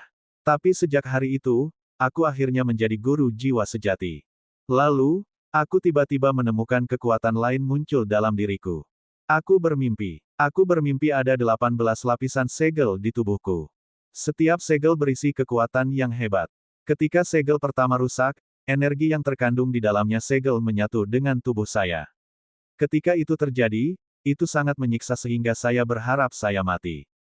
Tubuh saya hampir meledak karena rasa sakit. Akhirnya, saya bertahan lebih lama dan rasanya seolah-olah tulang saya telah dibentuk kembali. Saya lebih kuat daripada yang lain, dan saya sekarang memiliki kemampuan khusus saya sendiri. Petik 2. Aku baru tahu kemudian bahwa itu adalah kekuatan dari garis keturunan Raja Naga Emas. 18 segel di tubuhku sepertinya menyegel kekuatan garis keturunan Raja Naga Emas di dalam diriku. Ketika Dewa Naga dibunuh di alam surgawi, semua orang tahun yang lalu, itu telah berubah menjadi Raja Naga Emas dan Raja Naga Perak. Tampaknya aku memiliki kekuatan Raja Naga Emas. Aku tidak tahu mengapa itu ada dalam diriku, tetapi itu membantu membuatku kuat. Namun, itu juga mengancamku, hidup pada saat bersamaan. Petik 2. Masing-masing segel Golden Dragon King berisi kekuatan yang lebih dahsyat dan lebih besar dari yang sebelumnya. Setiap proses fusi bagaikan cobaan hidup dan mati bagiku. Di balik kekuatan yang luar biasa itu adalah probabilitas yang menakutkan bahwa aku akan hancur. Saya menghadapi ancaman kematian kapan saja. Hingga saat ini, masih ada banyak segel yang belum saya tembus. Semakin maju segel, semakin besar rasa bahaya yang diberikan kepada saya. Mungkin suatu hari, tubuh saya akan meledak ketika saya tidak bisa menahannya. Petik 2. Untuk berada di tempat kita sekarang, kita telah melakukan banyak upaya. Setiap orang memiliki masalah mereka sendiri. Jadi bagaimana jika kamu mengetahui bahwa kamu adalah Dragon Slaying Sabre Saberoul? Kamu masih manusia. Betapa berbedanya Anda dari manusia lain. Anda tidak. Anda juga dibudidayakan seperti manusia, dan Anda memiliki tubuh manusia. Setidaknya, Anda tidak seperti saya, yang terus-menerus dibawa ancaman kematian dari anjing laut. Saya pikir pada kebanyakan, kami hanya di bawah pengaruh Dewa Naga. Kami rekan berbagi nasib yang sama. Kami tidak memiliki hubungan master dan alat. Itu sebabnya, Kakak Sima, tolong jangan memanggilku sebagai yang mulia lagi. Aku bukan raja. Aku juga seorang dermawan dari kekuatan Dewa Naga. Atau mungkin aku domba kurban. Petik 2. Karena kita memiliki kekuatan yang begitu besar, kita harus menggunakan kekuatan ini dengan baik dan melakukan apa yang ingin kita lakukan. Selama kita setia pada dunia dan hati kita sendiri, apakah asal-usul kekuatan kita benar-benar penting? Ketika Tang Wulin mengucapkan kata-kata ini, dia memejamkan mata dengan Sima Jinci. Setiap kata-katanya dipenuhi dengan ketulusan. Ketika dia mendengar kata-katanya, ekspresi Sima Jinci juga berubah secara bertahap. Temukan novel resmi di Pembaruan yang lebih cepat, pengalaman yang lebih baik, silakan klik untuk mengunjungi. Mengenai Tang Wulin, dia sedikit menyadari pengalamannya. Dia tidak dapat menyangkal bahwa kesulitan yang dialami dan dihadapi Tang Wulin jauh lebih buruk daripada miliknya. Jika Tang Wulin berhasil sampai di sini, langkah demi langkah yang sulit, tidak ada alasan bahwa dia tidak bisa selamat dari cobaan ini. Aku terlalu terobsesi dengan penampilan luar. Memang benar terobosan itu memberiku banyak informasi. Sima Jinci menghela nafas. Kamu benar. Tidak masalah dari mana kekuatan kita berasal. Jika kita menganggap diri kita sebagai manusia, maka kita adalah manusia. Mari kita lakukan apapun yang ingin kita lakukan. Satu-satunya hal adalah, aku tidak berpikir itu mungkin bagi saya untuk tidak memanggil Anda sebagai yang mulia. Dragon Slaying Saber adalah saber kekuatan, dan hal pertama yang harus dilakukan adalah menginterogasi hatinya sendiri. Jika saya tidak menghormati kekuatan Dewa Naga yang menciptakan saya, maka basis kultivasi saya pasti akan berkurang. Saya bahkan mungkin kehilangan hidup saya. Petik 2. Tang Wulin menjawab, Kakak Sima, lebih baik kamu tidak membohongiku. Sima Jinci berkata sambil tersenyum, Yang mulia, Anda juga terlalu peduli dengan penampilan luar. Ini hanya bentuk alamat, jadi Anda tidak perlu terlalu banyak terganggu. Baiklah, saya sudah datang. Setidaknya saya sudah menembus 9 cincin dan menjadi judul Douluo. Saya ingin memberi nama yang bagus kepada diri saya. Saya tidak bisa seperti pria botak yang tak tahu malu dan menyebut diri saya tubuh Douluo. Dia bahkan belum menjadi master sekte tubuh sekte. Haven, apakah Anda sudah selesai mengolah teknik rahasia bawaan tubuh sekte juga? Tang Wulin tertawa histeris dan berkata, kursi ketua sekte tubuh sekte masa depan pasti akan menjadi saudara senior murid. Saat ini, dia satu-satunya yang telah mengembangkan teknik rahasia bawaan. Dia pantas menyebut nama tubuh Douluo. Kakak Sima, apa Douluo yang kau rencanakan untuk memanggil dirimu sendiri? Petik 2. Sima Jinci memikirkannya dan berkata, bagaimana menurutmu nama Dewa Sabre Douluo? Ujung bibir Tang Wulin berkedut. Anda baru saja mengatakan bahwa Aruheng tidak tahu malu, tetapi saya pikir gelar Anda ini bahkan lebih buruk. Apakah nama Sabregat diberikan oleh diri sendiri? Petik 1. Sima Jinci terkekeh. Jangan menganggapku sebagai terlalu penuh dengan diriku sendiri. Meskipun aku tidak terlalu senang mengetahui bahwa aku adalah Dragon Slaying Sabre, justru karena itulah aku merasakan jejak dari dunia Dewa Sabre ketika aku memiliki terobosan saya sekarang. Juga, saya baru saja menemukan bahwa ada Dewa Sabre di antara Sabre Soul. Itu adalah kekuatan yang berada di ambang pintu kesalehan. Setelah saya berhasil menumbuhkan Dewa Sabre, saya akan memiliki kekuatan untuk menjadi dewa. Sayang, alam surgawi tidak ada lagi. Kalau tidak, aku mungkin orang pertama yang benar-benar menjadi dewa setelah bertahun-tahun.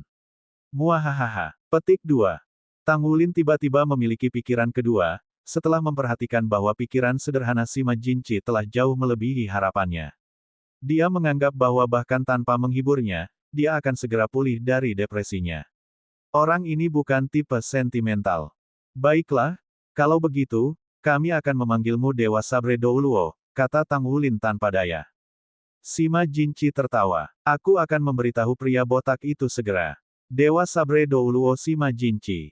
Kedengarannya lebih agung daripada tubuh Douluo Aruheng. Hahaha. Tang Wulin terdiam sesaat. Kakak Sima, tolong jangan pergi dulu. Kamu baru saja mendapatkan cincin jiwa ke-9. Apa keterampilan jiwanya? Aku sangat ingin tahu tentang keterampilan jiwa seperti apa yang diberikan cincin jiwa emas kepadamu. Ketika Sima Jinci mendengar pertanyaan ini, dia memiliki ekspresi yang tidak biasa. Sebenarnya, skill jiwa ini bukan milikku, tapi naga dewa. Itu sebabnya aku tidak bisa benar-benar melepaskannya. Itu harus digunakan olehmu. Tapi aku bisa merasakan bahwa basis kultivasi kamu masih kurang untuk saat ini. Kamu hanya bisa lepaskan keterampilan jiwa ke-9 saya ini setelah basis kultivasi Anda telah menembus peringkat judul Douluo. Tentu saja, bahkan sebelum itu, keterampilan fusi jiwa bela diri kita pasti akan lebih kuat dari sebelumnya. Dari hari ini dan seterusnya, aku nagamu, klan Power Saber. Saat kita melebur, kamu seharusnya bisa melepaskan kekuatan Dewa Naga. Saber kekuatan klan naga, pembunuh naga. Sejujurnya, Tang Wulin masih kurang lebih menentang gagasan keterampilan fusi jiwa bela diri antara Sima Jinci dan dirinya sendiri. Mungkin itu karena keterampilan fusi jiwa bela dirinya dengan Gu Yuena begitu indah. Untungnya, mereka tidak harus memeluk untuk melepaskan keterampilan fusi jiwa bela diri mereka.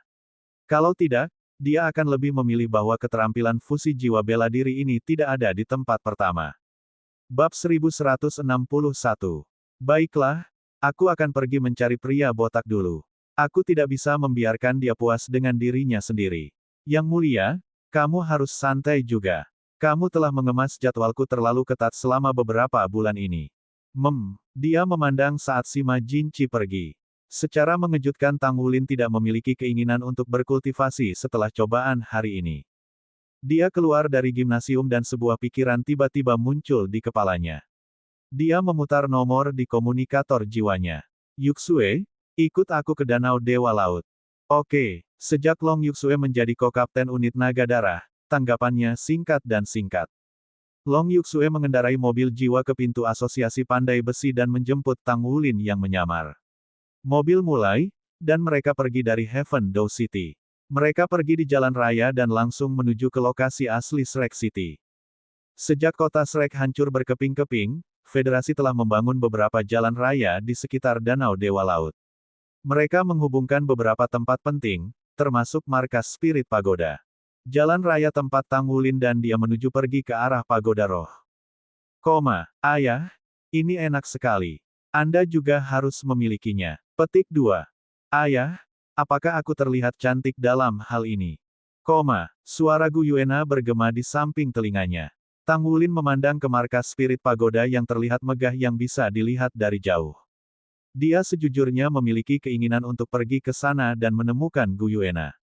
Setelah berbicara dengan Sima Jinci, dia lebih mengerti tentang Dewa Naga, Raja Naga Emas, dan Raja Naga Perak. Dia bisa melepaskan transformasi Dewa Naga ketika dia bersama Gu Yuena. Apa artinya ini? Dia memiliki kekuatan dan kemampuan fisik Raja Naga Emas sementara Gu Yuena memiliki kendali atas berbagai elemen. Dia telah memegang kendali atas mereka bahkan setelah menjadi Gu Yuena. Dia ingat tombak naga perak Naer. Semua ini menyiratkan bahwa Gu Yuena terhubung dengan Raja Naga Perak. Namun, mengapa dia sengaja menjaga jarak ketika keduanya jelas mewarisi bagian dari kekuatan Dewa Naga? Apakah Spirit Pagoda benar-benar kuat? Atau apakah dia tidak mau melepaskan posisi dan statusnya di Spirit Pagoda? Tidak, Gu Yuena bukan orang seperti itu. Dia pasti punya alasan sendiri. Tapi, Gu Yue, kenapa kamu tidak berbagi semuanya denganku? Tidak peduli apa itu, kita dapat menghadapinya bersama. Saya bekerja keras untuk menjadi lebih kuat. Tidak peduli apa yang terjadi, kita dapat menghadapinya bersama dan menanggungnya. Dengan Anda di sisiku, aku bisa menghadapi segalanya dengan lebih baik. Petik 1.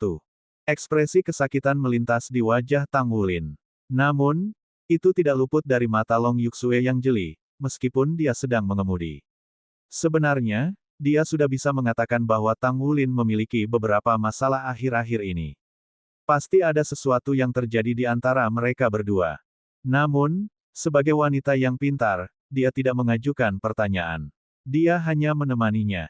Dia tidak pernah berpikir untuk mengambil keuntungan saat dia dalam kondisi pikiran yang rapuh. Namun, dia percaya bahwa semua orang punya hati, dan waktu itu akan membuktikan segalanya. Tiba-tiba, tubuh Tang Wulin bergetar ketika dia secara naluriah duduk tegak dan dengan erat mengepalkan tinjunya. Seluruh orang itu mengeluarkan aura primordial. Semua warna mengering dari wajah Long Yuxue di bawah pengaruh aura yang menakutkan ini. Itu menakutkan. Apakah dia sekuat ini sekarang? Petik 1. Pandangan Tang Wulin sepertinya tertuju pada dunia luas di luar jendela. Perairannya jernih dan biru. Itu menyerupai safir raksasa dengan riak yang sepertinya memanjang selamanya. Itu sangat besar, sangat besar. Luasnya seperti bekas kota Shrek. Tepinya berbentuk lengkung. Tidak ada penjaga atau tanaman di tepi sungai. Meskipun itu indah, itu masih kosong. Sebuah kota besar pernah berdiri di tempat ini. Itu adalah kota terbesar di benua itu. Di kota itu, ada akademi terbaik di benua itu. Gelar ini tidak berubah selama 20.000 tahun. Namun, hanya hamparan air yang tersisa dari mereka sekarang. Danau Dewa Laut. Apakah masih disebut Danau Dewa Laut tanpa Pulau Dewa Laut? Tanpa Akademi Shrek, itu hanya sebuah danau. Tidak peduli seberapa jelas itu hanya air danau biasa. Temukan novel resmi di Pembaruan yang lebih cepat, pengalaman yang lebih baik, silakan klik untuk mengunjungi. Long Yuxue menenangkan auranya. Mereka keluar dari jalan raya dan dia mengendarai mobil jiwa sampai ke sisi danau sebelum dia menginjak rem. Tepi danau itu ditumbuhi rumput liar. Tampaknya sedikit sunyi. Meskipun permukaan air yang luas dan tak terbatas itu terlihat sangat indah, ia masih kekurangan kehidupan. Dia merasa seolah-olah dia masih bisa mendengar suara sorakan dari siswa Akademi Shrek saat itu. Dia merasa seolah-olah dia masih bisa melihat blok pengajaran vintage yang menakjubkan. Air mata mengalir deras dari mata Tang Wulin. Seperti kata pepatah, pria tidak menangis kecuali mereka sangat terluka. Setahun telah berlalu sejak dia terakhir mengunjungi tempat ini. Namun, Shrek tampak sangat berbeda sekarang. Dia tidak berani mengenang kembali pemandangan indah kota Shrek. Yang tersisa dari momen-momen indah hanyalah hamparan air. Akumulasi 20.000 tahun hancur, begitu saja. Sebagai siswa Akademi Shrek dan pemimpin Shrek Seven Monster saat ini, rasa sakit yang dirasakan Tang Wulin di dalam hatinya tak terbayangkan. Dia mengambil langkah besar ke depan dan melompat ke Danau Dewa Laut. Long Yuxue di sampingnya dikejutkan dengan lompatan. Dia buru-buru berteriak, "Jangan!" Sayangnya, dia sudah terlambat. Dengan badum, Tang Wulin telah terjun ke Danau Biru. Perairan Danau Dewa Laut itu sedingin es dan jernih. Ketika tubuhnya jatuh ke dalam air, ia segera merasakan elemen air dalam inderanya meningkat dalam kepadatan. Di sisi lain, elemen atribut lainnya telah menjadi encer. Danau Dewa Laut luas dan tak terbatas dalam indera rohaninya. Air danau itu sangat murni, tetapi mengandung beberapa energi aneh. Energi ini jatuh ke tubuh Tang Wulin. Baginya, mereka tidak terlalu kuat, tapi dia jelas merasakan niat jahat di belakang mereka. Ini, radiasi yang ditinggalkan oleh amunisi jiwa tetap peringkat 12. Tang Wulin tidak tahu bagaimana amunisi jiwa tetap peringkat 12 dibuat. Satu-satunya hal yang dia ketahui tentang mereka adalah bahwa pada tingkat ini, senjata yang menakutkan seperti amunisi jiwa tetap peringkat 12 yang dapat membunuh dewa tidak sesederhana yang muncul. Upaya seluruh federasi hanya menghasilkan 3 amunisi seperti itu, dan itu saja telah memberikan pukulan besar bagi vitalitas federasi Douluo dan telah sangat mengurangi sumber daya yang tersedia. Bisa dibayangkan betapa banyak sumber daya telah dikeluarkan untuk membuat amunisi jiwa tetap peringkat 12 ini. Tang Wulin tidak bisa merasakan sumber kehidupan di seluruh Danau Dewa Laut. Dia hanya mengerti sekarang bahwa ini adalah efek setelah ledakan besar yang ditinggalkan kemarin di Danau Dewa Laut. Radiasi yang tersisa dari amunisi Sol tetap peringkat God Killer telah menyebar ke seluruh Danau Dewa Laut. Dia berpendapat bahwa tidak ada kehidupan yang bisa ada di tempat yang dipenuhi radiasi. Dengan fisiknya, Tang Wulin secara alami tidak takut radiasi tingkat seperti itu. Namun, tampaknya ada pasokan radiasi yang tak ada habisnya. Itu terus-menerus menyerang tubuhnya, dan dia tidak punya pilihan selain memanfaatkan kekuatan jiwanya untuk melindungi dirinya terhadapnya. Dia berenang ke bawah. Semakin dekat dia ke dasar Sea God Lake, semakin kuat radiasi menjadi. Akhirnya menjadi begitu kuat sehingga tubuh Tang Wulin sampai bersinar dengan lapisan cahaya keemasan yang menghalangi radiasi dari mencapai tubuhnya. Ini pasti salah satu alasan mengapa Federasi tidak mau membangun kembali Akademi Shrek. Meskipun Federasi tidak menyatakan daerah ini sebagai zona terlarang, masih mustahil bagi siapapun untuk melakukan apapun di air danau tak bernyawa ini. Dia berpendapat bahwa manusia akan cenderung jatuh sakit hanya dengan tinggal di sekitar Danau Dewa Laut ini. Tang Wulin sudah mengerti bahwa dia harus menghadapi banyak masalah dalam proses membangun kembali Shrek. Namun, dia tidak berharap masalah di permukaan tidak menjadi satu-satunya yang dia khawatirkan. Jika dia ingin membangun kembali Shrek di lahan bekas kota Shrek, hal pertama yang harus dia lakukan adalah mengurus radiasi ini. Tepat ketika dia diam-diam merasakan radiasi dan siap untuk menyelidiki lebih jauh ke dalamnya, dunia spiritualnya tiba-tiba terganggu oleh gelombang kejut emosional yang kacau. Dia memutar tubuhnya dan dengan cepat membalik ke dalam air danau. Dia berenang dengan cepat dan segera melihat orang yang meminta bantuan. Long Yuxue berjuang mati-matian di Sea God Lake. Kepalanya terangkat ke atas dan ke bawah. Meskipun basis budidayanya tidak lemah, dia masih tidak bisa menghentikan dirinya dari gugup di air. Tang Wulin mendorong ke air dan mencapai punggungnya dalam waktu singkat. Dia mendukung ketiaknya dengan tangannya dan mengangkat tubuhnya keluar dari air. Apa yang kamu lakukan? Membunuh dirimu sendiri. Tang Wulin berkata dengan ekspresi tak berdaya. Kamu bertanya padaku. Kaulah yang mencoba bunuh diri. Long Yuxue terengah-engah menghirup udara. Sebagai orang yang hampir tenggelam, dia akhirnya lega karena bisa menghirup udara segar lagi. Ekspresi Tang Wulin dengan cepat berubah aneh. Jangan bilang kamu pikir aku sedang mencoba menenggelamkan diri di danau ini. Long Yuxue balas. Bukankah kamu? Kamu menangis seperti bayi dan tiba-tiba kamu melompat ke danau. Katakan padaku apakah itu sepertinya kamu mencoba bunuh diri. Tang Wulin terdiam. Gadis cantik, di mana otakmu? Aku seorang jiwa suci 7 cincin. Bahkan jika kamu melemparku ke dalam air, aku tidak mungkin tenggelam. Adapun kamu, apa yang kamu lakukan dalam air itu? Kamu sedang berjuang sebagai jika Anda tenggelam. Apakah Anda mencoba untuk mendapatkan perhatian saya? Petik 2. Bab 1162. Kamu, Long Yuxue tampak malu. Siapa yang mencoba menarik perhatianmu? Aku tidak pandai menggunakan air. Dia menghabiskan hidupnya tumbuh di gunung dan tidak tahu bagaimana berenang sama sekali. Ketika dia melihat Tang Wulin melompat ke danau dan tidak mendengar kabar darinya lagi, dia telah melupakan fakta sederhana ini. Dia sangat bingung sehingga dia melompat ke danau juga. Dia hanya ingat bahwa dia tidak bisa berenang ketika dia berada di danau. Itulah bagaimana dia ditemukan menggapai-gapai di dalamnya. Dia juga telah mencoba memanfaatkan kekuatan jiwanya untuk berjuang keluar dari danau namun, air bukanlah sesuatu yang padat. Dia banyak berjuang tetapi tidak bisa membebaskan diri. Dia telah menelan cukup banyak air juga. Semakin dia berjuang, semakin bingung dia menjadi. Tang Wulin tersenyum pahit. Bukankah kamu Master Armor Pertempuran Dua Kata? Tidak bisakah kamu terbang dengan sayapmu saja? Long Yuxue tertegun. Dia benar. Dia bisa saja terbang keluar dari air. Aku khawatir dengan IQ-mu, rekan kapten terkasih. Tang Wulin melompat dengan ekspresi tak berdaya ketika dia membawa Long Yuxue di tangannya.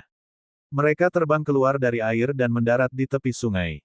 Pakaian Long Yuxue basah kuyup dan menempel erat di tubuhnya, memperlihatkan sosoknya yang luwes dan anggun. Dia segera merasa malu. Jangan lihat aku. Balik. Tang Wulin berbalik tanpa daya. Dia mulai merenungkan kondisi Danau Dewa Laut di dalam hatinya. Jika dia ingin membuat panggilan keras untuk membangun kembali Akademi Shrek, tidak ada lokasi lain yang cocok. Ini adalah satu-satunya tempat di mana yang lain akan merasakan perasaan memiliki yang terkuat. Namun, mantan Akademi Shrek telah berubah menjadi badan air. Tidak mungkin lagi baginya untuk membangun kembali Shrek Academy di alamat aslinya. Satu-satunya cara adalah membangunnya kembali di bank. Biaya yang dikeluarkan, air Danau Dewa Laut yang dipenuhi radiasi adalah masalah besar. Jika dia tidak bisa menyelesaikannya, perairan di sekitarnya hanya akan tercemar oleh amunisi jiwa tetap peringkat God Killer. Bagaimana dia membangun kembali Shrek tanpa sumber air yang cocok? Tang Wulin punya ide saat memikirkan masalah ini. Tubuhnya berkedip dengan cahaya merah muda redup dan sesosok muncul di sampingnya. Itu adalah Fragrance Damas Immortal. Saudara Luo, Tang Wulin mengangguk ke arah Damas Tulip. Damas Tulip berkata, saya sudah merasakan masalah yang Anda hadapi dan benar-benar sulit untuk mengatasinya. Radiasi dalam air ini sangat kuat, dan tampaknya itu bahkan lebih kuat di kedalaman. Itu ditinggalkan oleh yang besar ledakan saat itu, kan? Meskipun saya tidak tahu apa amunisi jinak tetap peringkat God Killer yang telah Anda pikirkan adalah, itu pasti keberadaan yang menakutkan. Saya rasa radiasi di sini tidak akan hilang bahkan selama 1000 tahun. Jika Anda ingin tinggal di sini, Anda harus menyelesaikan masalah mengenai radiasi ini terlebih dahulu. Petik 2. Tang Wulin bertanya, Kakak Luo, apakah Anda tahu cara untuk menghapus radiasi ini? Aura Anda dapat mengandung semua racun, apakah akan bekerja pada radiasi ini? Damas Tulip menggelengkan kepalanya. Aku tidak bisa. Aura saya hanya bisa mendetoksifikasi racun, sedangkan radiasi ini adalah bentuk energi. Energi ini sangat negatif dan penuh dengan kekuatan yang mengganggu. Dengan kata lain, itu sangat merusak dan telah jauh melebihi kemampuan saya. Namun, meskipun aku tidak bisa, masih ada satu yang sangat cocok untuk menangani situasi seperti ini. Petik 2. Oh, mata Tang Wulin cerah. Siapa itu? Damas Tulip tersenyum tipis. Jauh di cakrawala namun dekat di depan mata seseorang. Saya. Tang Wulin menunjuk dirinya sendiri ketika dia melihat Damas Tulip dengan tidak percaya.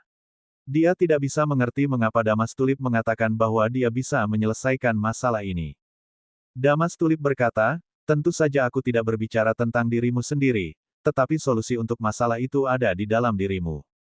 Pikirkanlah, siapa yang memiliki kemampuan untuk menyelesaikan semua masalah lingkungan di benua itu. Tang Wulin cerdas. Matanya langsung menyala. Kamu sedang berbicara tentang benih kehidupan.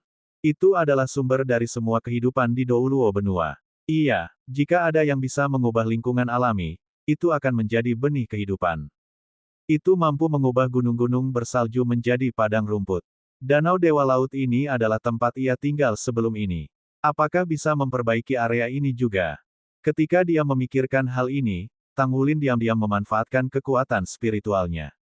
Dia mencoba berkomunikasi dengan Life Seed yang sedang dipelihara di antara alisnya. Dia harus mengakui bahwa kekuatan spiritual yang kuat sangat membantu dalam banyak aspek. Sangat cepat, dia merasakan aura benih kehidupan. Pola lampu hijau samar muncul di dahinya dan 7 cincin jiwa Tang Wulin juga muncul.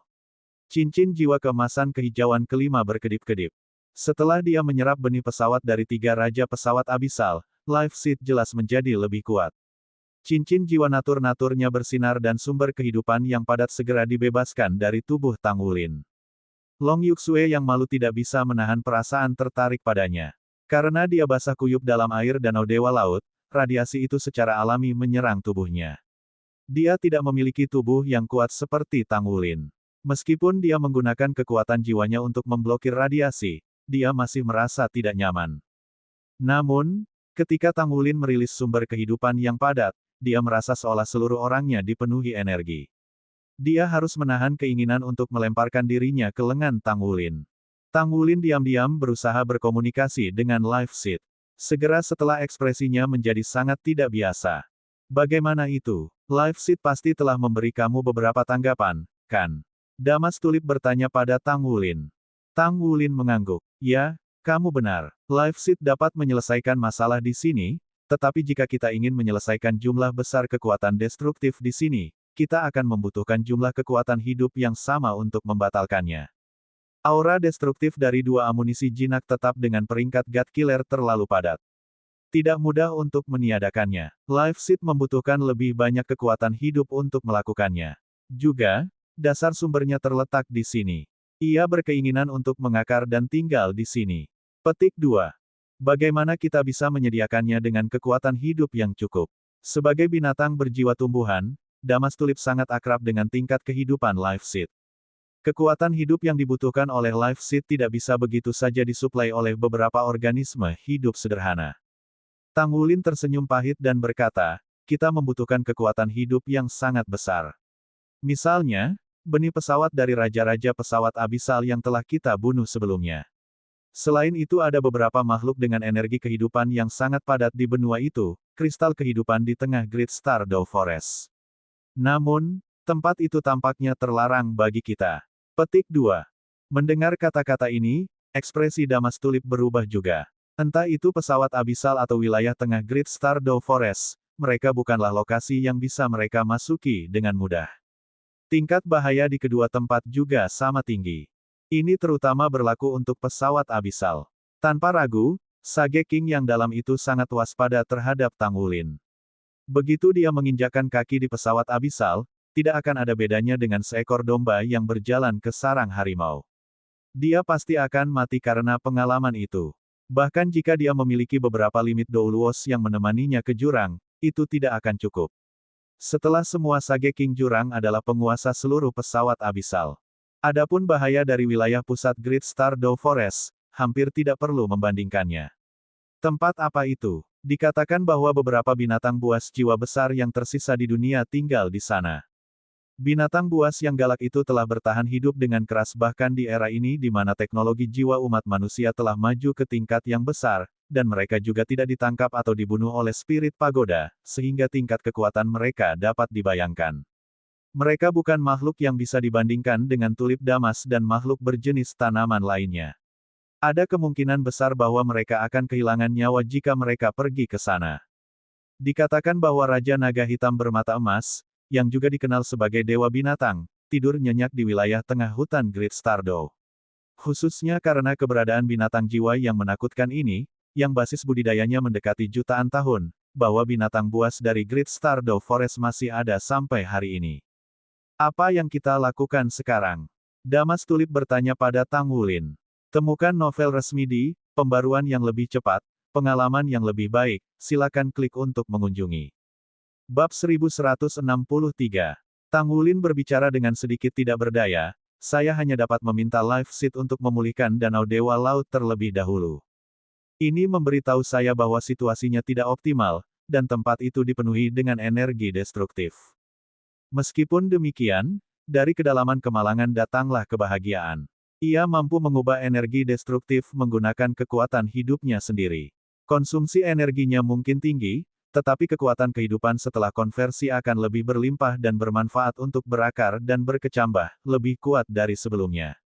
Karena fondasi aslinya ada di sini, dan dengan kekuatan hidup bawaan di dalam elemen air yang melimpah di sekitarnya, ini adalah tempat yang paling cocok untuk berakar sekali lagi. Petik 2. Itu telah menginstruksikan saya untuk menanamnya di tempat terdalam danau.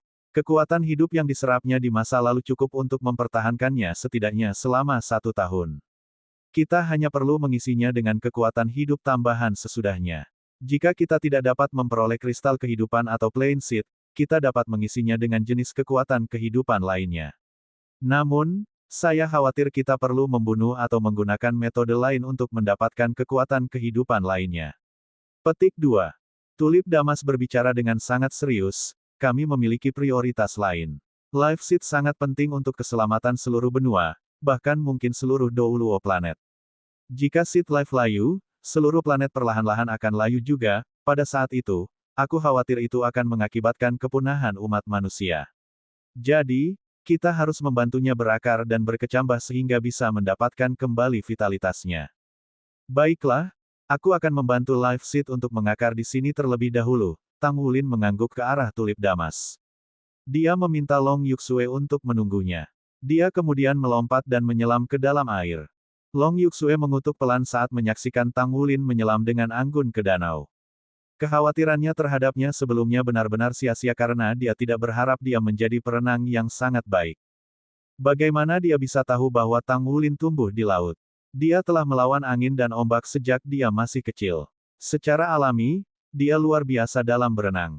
Radiasi destruktif di danau es menyerang tubuh Tang Wulin terus-menerus tetapi dia tidak terpengaruh karena dia telah membentuk koneksi dengan kekuatan hidup. Cincin jiwa hijau emas membentuk perisai hijau samar di sekeliling tubuhnya untuk memblokir radiasi dari luar. Tang Wulin menyelam jauh-jauh. Dia jelas bisa merasakan bahwa semakin dalam dia menyelam, semakin kuat radiasi di sekitarnya. Dia hanya bisa membayangkan betapa kuatnya amunisi jiwa tetap God Killer yang menakutkan kembali pada awalnya. Bahkan dewa tidak bisa menahan senjata penghancur seperti itu. Apakah umat manusia tidak melihat kehancuran diri mereka ketika mereka menciptakan senjata seperti itu? Tulip Damas sudah menyatu kembali ke tubuh Tang Wulin, tapi itu masih mengeluarkan aroma samar untuk Tang Wulin. Meskipun itu tidak mampu menetralkan radiasi, itu membantu menyegarkan pikiran dan jiwanya. Semakin dalam Tang Wulin menyelam, semakin redup cahaya sekitarnya menjadi. Benih kehidupan yang ada di pikirannya membimbingnya saat dia bergerak maju. Tidak ada makhluk hidup di Danau Dewa Laut, jadi itu terasa sangat tenang. Suasana mengerikan dan lingkungan tidak ada. Detak jantung inti Tang Wulin memberikannya nutrisi yang cukup. Pada pangkat sage jiwa, Tang Wulin telah melampaui domain umat manusia. Sebenarnya, itu bukan masalah baginya untuk menyelam dalam waktu yang lama. Tang Wulin terus berenang setelah menyelam ratusan meter. Untungnya, dia mendapat bimbingan dari Life Seed. Kalau tidak mudah untuk mencari pusat danau. Akhirnya, Life Seed yang terletak di antara alisnya bergetar sedikit. Tang Wulin berhenti segera setelah ia mendarat di tengah dasar danau. Air di sekitarnya mengalir deras. Dengan menggunakan kekuatan spiritualnya, ia mengamati bahwa radiasi itu dipenuhi dengan aura destruktif yang samar-samar berwarna ungu. Itu berfluktuasi seiring dengan arus. Akan sulit bahkan bagi makhluk berjiwa tipe air dengan energi kehidupan yang kuat untuk bertahan hidup di lokasi seperti itu. Temukan novel resmi di Pembaruan yang lebih cepat, pengalaman yang lebih baik, silakan klik untuk mengunjungi. Daerah di antara alisnya terasa gatal untuk sesaat ketika menembakkan aliran cahaya hijau yang mendarat di dasar danau. Segera setelah itu, bayangan hitam bosan keluar dari danau. Itu adalah bayangan pohon anggur hijau. Kemudian, Tang Wulin merasakan gelombang dari daerah antara alisnya ke arah danau. Tang Wulin segera merasa kosong. Inti naga dan inti jiwa di tubuhnya berdenyut dengan intens. Dia tidak bisa mengendalikan diri dari melepaskan energi paling murni dari tubuhnya dan memasukkannya ke dalam pokok anggur. Dasar danau mulai berubah. Danau yang dalam secara bertahap memancarkan sinar hijau samar setelah infus Life Seed. Munculnya sinar hijau segera membuat gelombang energi destruktif sekitarnya. Aura destruktif secara spontan menolak penampilan kekuatan hidup. Segera, pusaran ungu gelap terbentuk di sekitar tempat di mana benih kehidupan telah berakar. Terlepas dari penampilan pusaran ungu tua, tepi danau di sekitar itu bahkan berubah lebih hijau. Gumpalan energi ungu yang samar dikonsumsi di bawah pengaruh diam-diam kekuatan hidup. Seperti yang diharapkan, Life Seed sudah mulai melahap energi destruktif di danau. Tang Wulin sangat gembira, jadi dia tidak berusaha untuk menanamkan kekuatan jiwanya dan mengandalkan energi padat murni yang dihasilkan melalui metode surga misterius untuk mengisi benih kehidupan.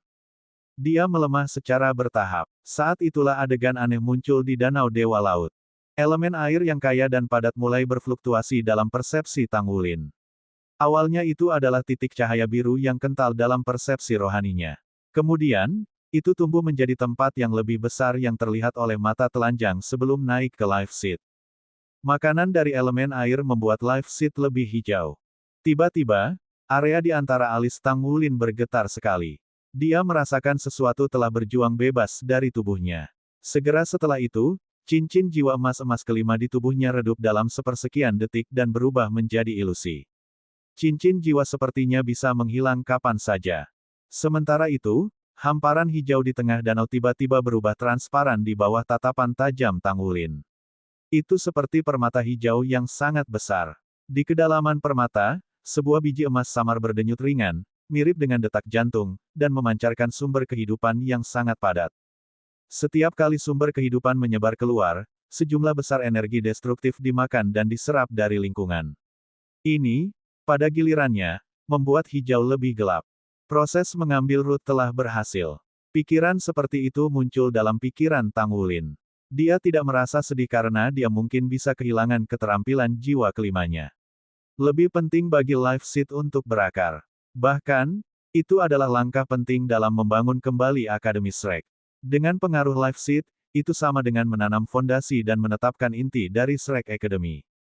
Sama seperti bagaimana pohon emas kuno menjaga Akademi Shrek, Paviliun Dewa Laut tidak hanya memungkinkan Shrek untuk menghasilkan lebih banyak pembangkit tenaga listrik, tetapi juga bertindak sebagai pertahanan terakhir. Tanpa pohon emas, Tang Wulin tidak mungkin berada di tempatnya sekarang. Karena kekuatan kehidupan di benua itu semakin menipis pada saat itu, pohon emas bertindak sebagai perpanjangan dari benih kehidupan. Selain itu, kebangkitan anak alam di Tang Wulin telah melemahkannya. Kalau tidak, dia akan bisa melindungi lebih banyak orang. Tang Wulin selalu menyalahkan dirinya sendiri untuk itu. Mungkin, lebih banyak orang akan selamat jika bukan karena dia. Dengan demikian, emosi dalam hatinya meledak, mirip dengan ledakan minyak, ketika dia menyaksikan Life Seed berakar.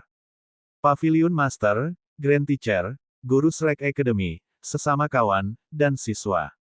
Semoga arwah almarhum memberkati dan melindungi saya sehingga Life Seed dapat berkecambah dan berkembang dan Akademi Shrek kami dapat kembali ke benua sekali lagi. Petik 1. Tang Wulin mengerutkan bibirnya dengan erat dan mengepalkan tinjunya tanpa sadar. Dia menatap lekat-lekat benih kehidupan saat dia dengan tenang memasukkan energinya ke dalam benih. Meskipun sensasi yang dia rasakan melemah, dia tidak berhenti bahkan untuk momen sekecil apapun. Benih kehidupan itu bersinar lebih terang. Secara bertahap, bagian atas biji pecah. Tunas kecil tumbuh dari dalam benih dan menembus tanah. Bosan menembus tanah dengan kemauan yang kuat, meskipun dikelilingi oleh energi yang merusak, dan berdesir di air dengan anggun.